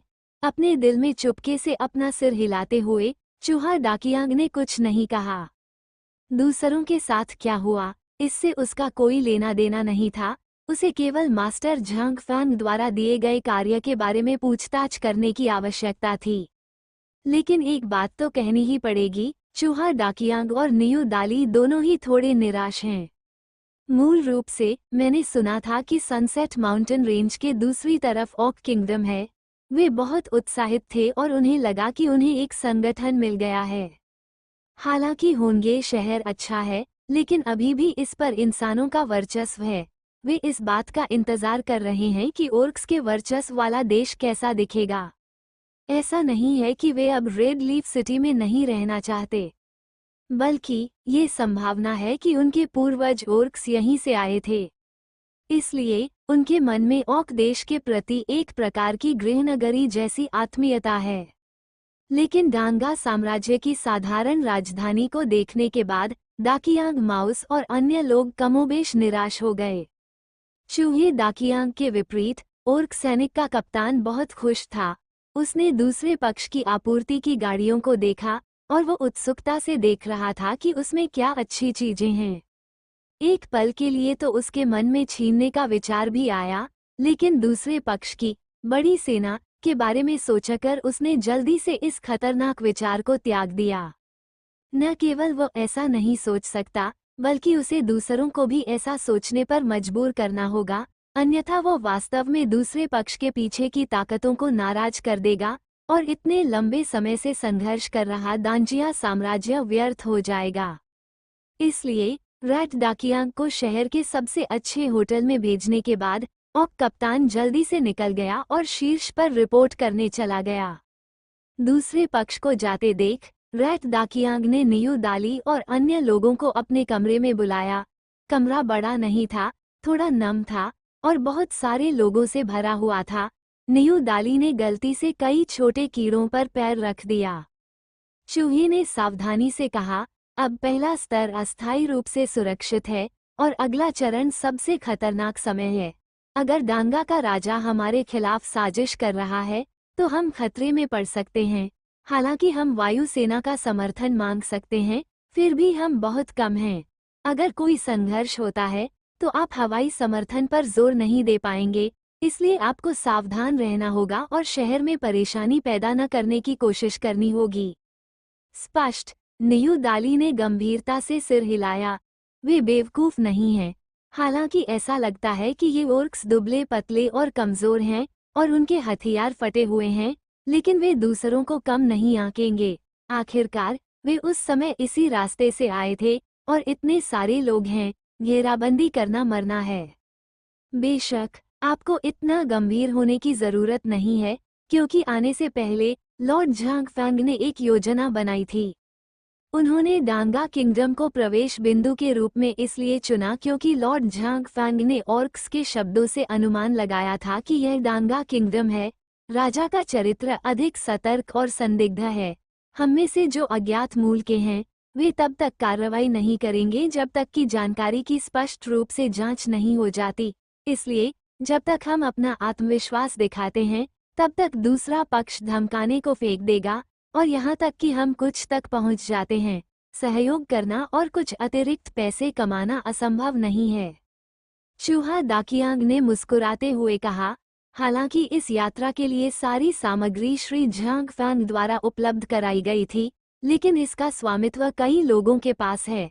इसका मतलब ये है कि ये सामग्री बिकती है या नहीं और कितनी भी बिकती है, ये सब उन्हीं की है।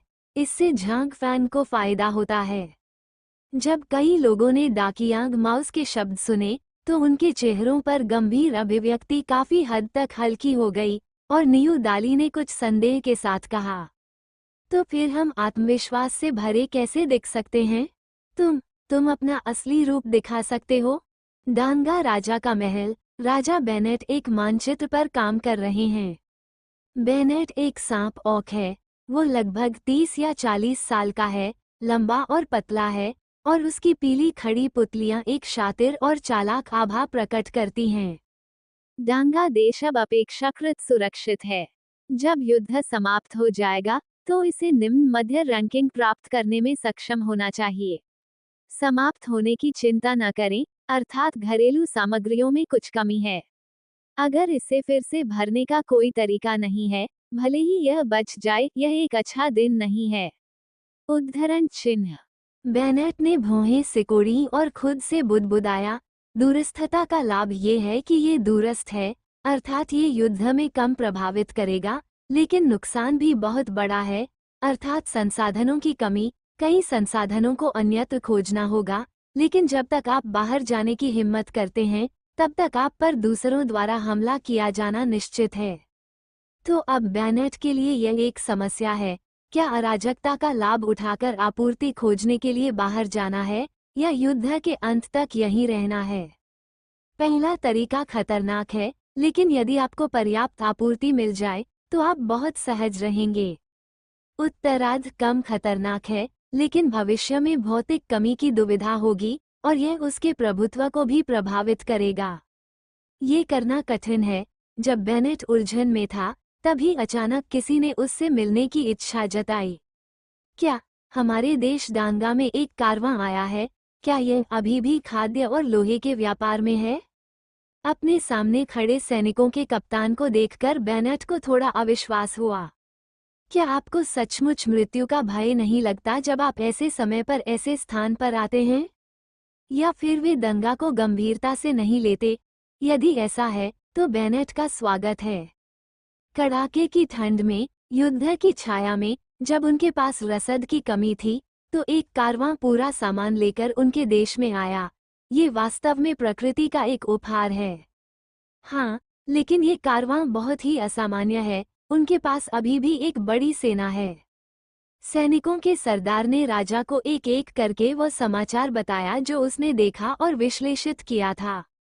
बेनेट ने चेहरे का ऐसा परिवर्तन किया जो आश्चर्य से लेकर आश्चर्य और फिर भय तक था, जिसे समृद्ध कहा जा सकता है।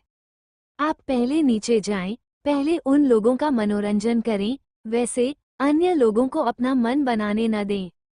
अंततः www.kanshu.com पढ़ते हुए बेनेट भावशून्यता से बोला। हाँ, ऑक कप्तान ने सिर हिलाया। वह जानता था कि लॉर्ड किंग ने उसकी बातें सुन ली हैं, लेकिन लॉर्ड किंग को स्पष्ट रूप से जांच करने की जरूरत थी। उसके शब्दों का सिर्फ एक पक्ष सुनना असंभव था। कैप्टन थोड़ा उत्साहित था। अगर कुछ और नहीं हुआ, तो वो 2 दिन में कैप्टन बन सकती है। जब ऑक कप्तान दोबारा आया तो चूहा डाकियांग को होटल में ज्यादा देर तक इंतजार नहीं करना पड़ा। ये कहते हुए कि डांगा राज्य में आना दुर्लभ है, उन्होंने डाकियांग रैट को अपने डांगा राज्य के रीति रिवाजों को देखने के लिए सड़कों पर एक साथ खरीदारी करने के लिए आमंत्रित किया। माउस डाकियांग ने राहत की सांस ली। वह जानता था कि दूसरा स्तर स्थिर था, 2 सबसे कठिन स्तर पार हो चुके हैं और फिर खेलना उसके ऊपर है। लेकिन उससे पहले आपको यहाँ की खबर लॉर्ड झांग फैंग को बतानी होगी।